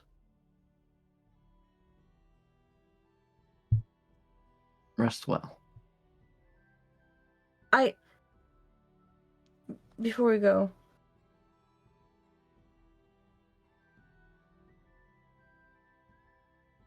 you want vengeance for your family, right? Or you wanted to, right? Part of me did. How far would you go to get that vengeance? To make it Never. right?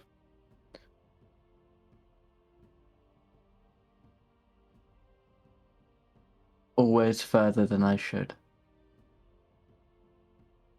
Always long after I should have stopped. Vengeance is a curse, not a cure. I have learnt that.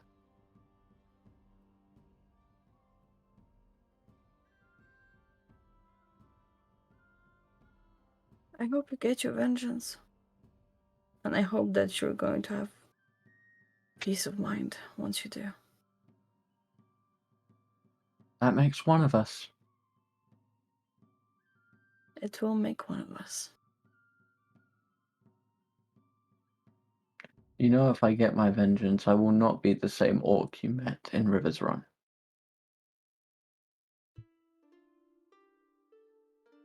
Honestly, each day I spend with you feels like I'm meeting different Silas, every single one of them.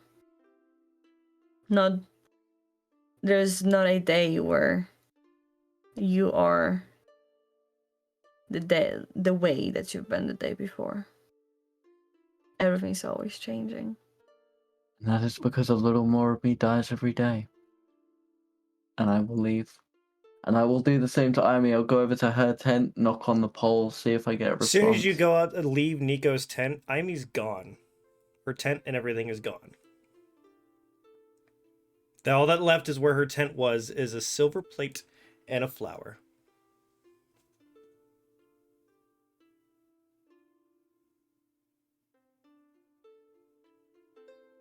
With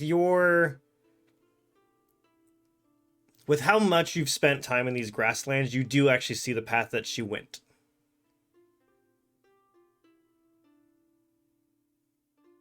Is Kazim awake? Or is he asleep? Kazim's been passed out, but Okay. I'm sure you can wake him up. Well, no, so I'm gonna sort of not go in Mm. and just sort of lean against Nico's tent. I'm going for a ride. If I'm not back by morning, assume the worst. And make it to River's Run as quickly as you can. Do not wait for me. I won't. I take one of the sticks from the fire as a sort of makeshift torch. I get on Artemis and I ride. Okay. You ride towards where you saw Iahme's tracks go? I follow the trail. Okay. So, Iahme, did you take a horse? Honestly, probably. Okay. Are you going full gallop, you think? Here we fucking go again. Yeah. Oh my god. All right. Well, the way she's thinking about it, yes. I got you. Yeah. Okay. So, I'll have you guys both roll for initiative 3 times. Okay. Something feels familiar. That's an 8. It was an 18. Good god. Natural 20 plus 2. Oh my god, I got a dirty 20. For fuck's sake. And 22. No, 21. Unnatural. Like 15. Now you're beating me every single time. My initiative is shit. So she's still able to keep ahead of you and running off, but with your time and how long you've been around, you could probably, if you spent a good while of the night, I mean, you can keep chasing her for a while as much as you can. Do you even know where you're going, Iahme, or are you just kind of going in a random direction? she's just going. Okay. Here's Silas's mindset. Mhm. The last time he let someone ride off alone and let them go, they died. Now, at one point, she will probably grab onto a tree and let the horse keep going. Mhm. But yeah, I'm gonna have keep you roll your stealth against Silas's either survival or nature with advantage, as you know this area. Okay. Alright, just message Karma the number. Don't tell me what it is. I don't want to know. Okay. I'm taking the first. It's 23. With advantage, yeah? Fuck's sake. Yeah. I don't know. You are fucking kidding me. I will send you like I have not touched it. I will send you a picture. No, you're good. I believe you. What the fuck is that dice tower? I don't know. Okay, well, you keep riding off, and you do see her horse out in the field ahead of you, but you don't see her on it, and you don't see where her tracks could have gone. It just seems like it seems like you've been following her horse. You're pretty sure that you knew that she would have taken the horse. You knew she was on it, but you've no fucking idea where she is. Yeah, like something. She is gone. She has disappeared from the camp and this spot somewhere with it. I'm gonna patrol that whole fucking area all night if I have to. Silas is refusing to let another person die because he was negligent. So yeah, like I'm patrolling all night up and down that trail. Like, every so often I'll come back to the camp, see if anyone's awake. If they are, just let them know that I'm still alive, and then go back on patrol again and like basically doing a whole fucking perimeter of the area. All right, stealth and perception with advantage. You don't get stealth with advantage, but he gets perception with advantage because again he knows these areas. I mean, I have no fucking clue where I am. So Yeah, 18 on the first, and that's an 8 on the second. So I think I'll take the 18. Well, with my stealth, I got an 18 on the first. Without my stealth, I would not have. And the next one is 12.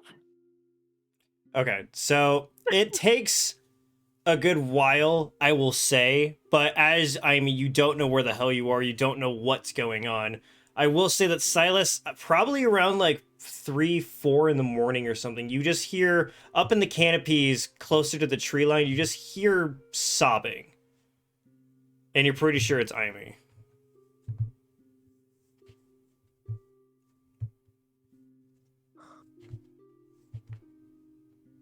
I tie up Artemis on like the neighboring tree, and I will sit and I will wait.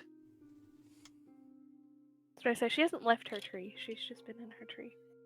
Yeah, I mean, and the thing is, he's got a torch as well, so he would have seen just this light going all over the place every now and again. But yeah, like once I hear it, part of it's gonna be like, why the fuck didn't I hear this sooner? Like, this is so obvious.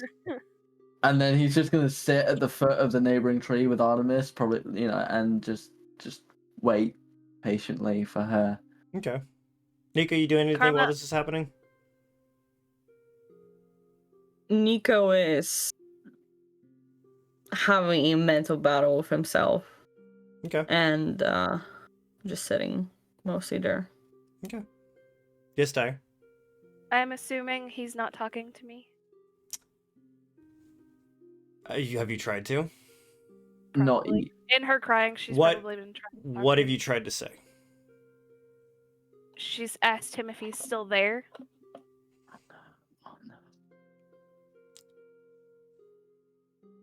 You hear this.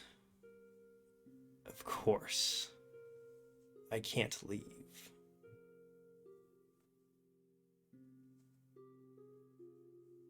And then she's asking him what has changed. Because, I mean, they are technically part of one being, so she would feel that something has changed. I want you to roll for perception with advantage. Bitch. Bestie, I don't like this. I'm frightened. Always you, Daya. It's always you. I always get fucked up first. Shut up.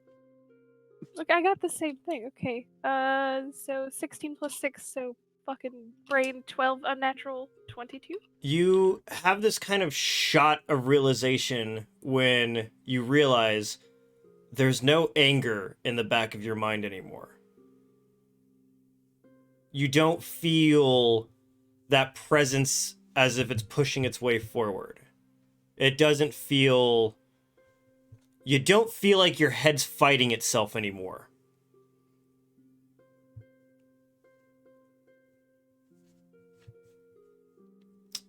Did he taint your soul? He can't taint my soul. He simply... You know what I mean.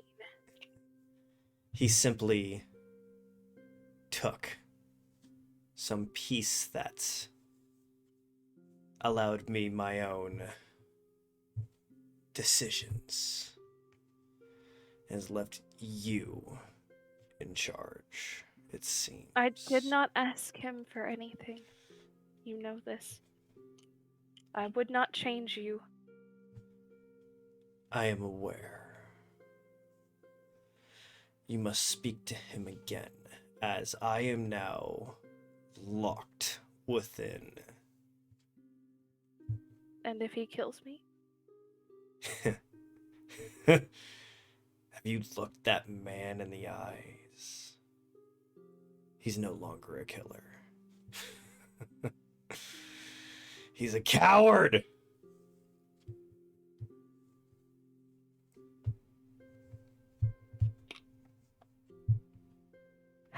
She's gonna take a little bit and compose herself before she gets out of her tree. Okay.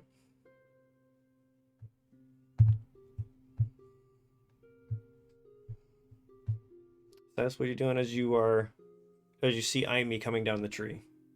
Once you've hit the ground, I don't say anything, but I offer a hand.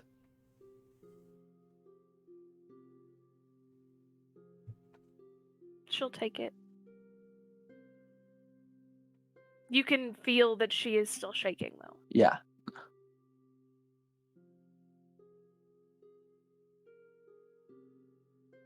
Are either of you hurt? I'm assuming you heard what I said. Was it out loud, or was it... When she talks to him, if she thinks she's alone, she talks out loud, so yeah.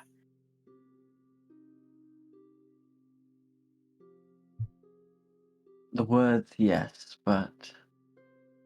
Of course, the meaning is lost.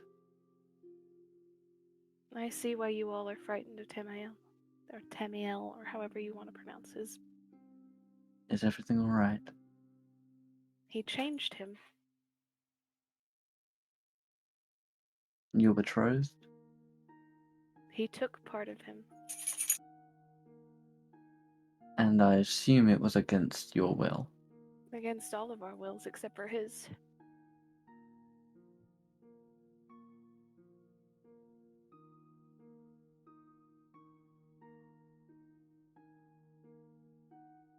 Draxto wants me to talk to him again.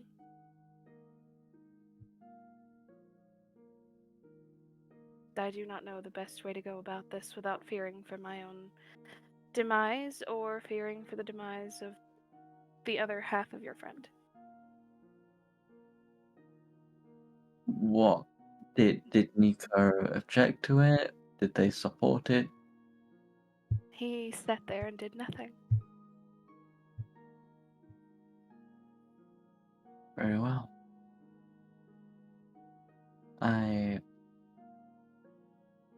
With permission, on both parts, I am happy to talk to him. Should there be another meeting, I will be able to restrain myself should the needs be. And you know how you can summon me if you are fearful for your life. I did not lock my tent. That is what frightens me the most.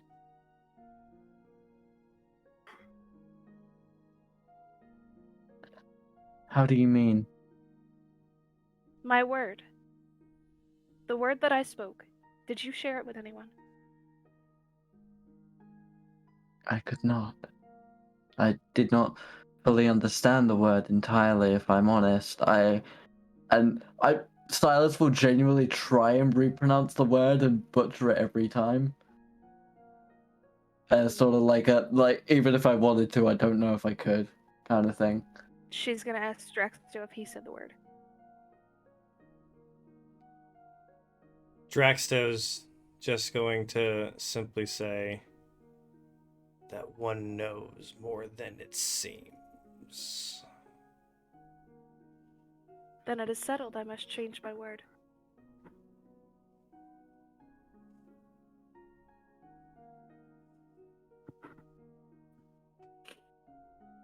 Your Give it small time. friend's entity knows the secret word to lock my tent. I fear Tamiel knows a lot of things that they have not shared. Well, then it is time to make him share them. I will I not will have not. my life threatened and have the one inside of me changed on a whim of anger.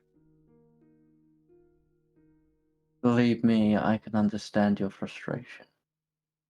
I would implore that you enter it as peacefully as possible, though should it come to it. Should the word be spoken in time of need, you will have my blade. And whilst I do not necessarily agree with Draxto's opening introduction to our group,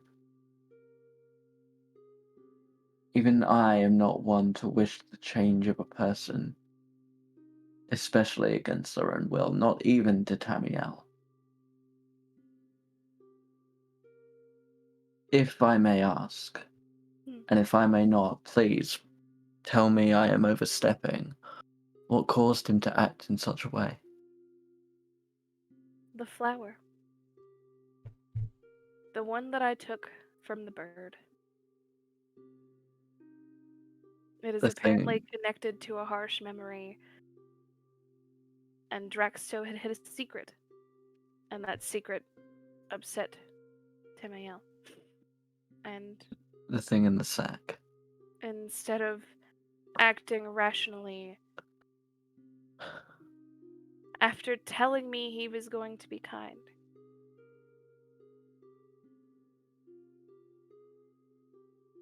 I will never take him for his word. He has You burned have. it. Just like he burned the flowers, and I will burn him in return. I will admit, there was a period where I tried to look past what he is and what my opinions of him are, but to harbor secrets and then punish those for having their own does seem ironic. Especially because the secrets were connected.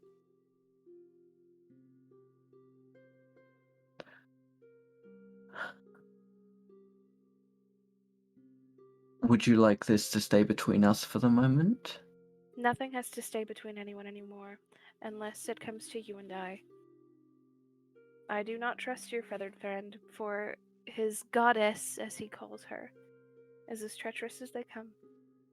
I had trust in Tamiel until he ripped parts of a soul that he was not deemed to touch. It is not his place. And if your smaller friend is so cowardice as to let someone do that to someone else, then there's no trust for any of them. May I ask one more thing of you? Of course. Should it feel, or you see signs that the trust between you and I is on its way to breaking in the same way? If you tell me, promise to tell me, I will do what I can to make amends. I will I speak the same name that I spoke when we left the tent, to tell you if trust is falling. Very well. I know Kazim can be childish and quick thinking, I think, is a better word than short thinking. And I know not the nature of his goddess. You know much more than I. I will defend him in the sense that his heart is in the right place and that I wish him no harm. Fear not. He is not the one who has salted my earth, as it says. But the one who has salted my earth will reap what they have sown.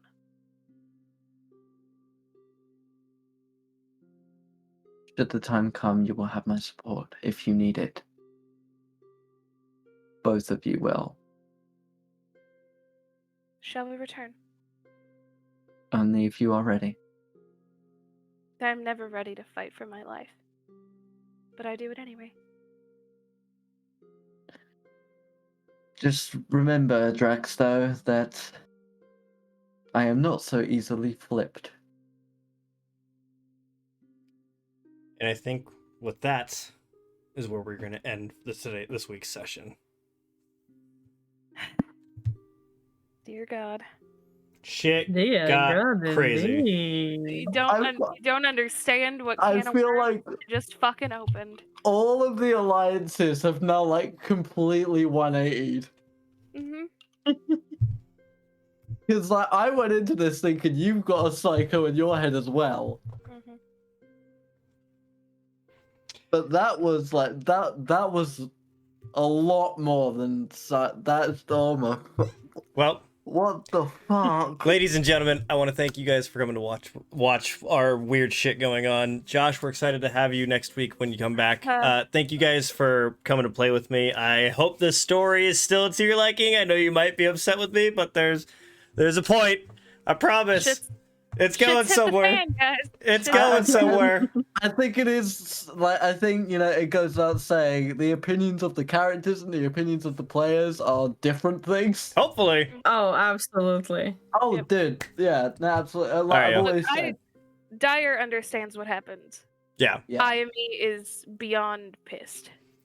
You now know how Silas felt the day that Nico fell. Well, guys. Anyway. Who wants to do it this week? I don't know if any of us are emotionally ready No. to do it. Alright, guys. No, I can do it. I can absolutely do it. Alright, do it, Yeah, Nico. all right, coward, let's go. Let's Oh, go. Believe Coward, me. say it. Let's go. Believe me, this Wait, has what? nothing to do with cowardice. What was the line? You act more like Tamiel every day? Mm. Oh, go for it, Nico. Anyway. Bye!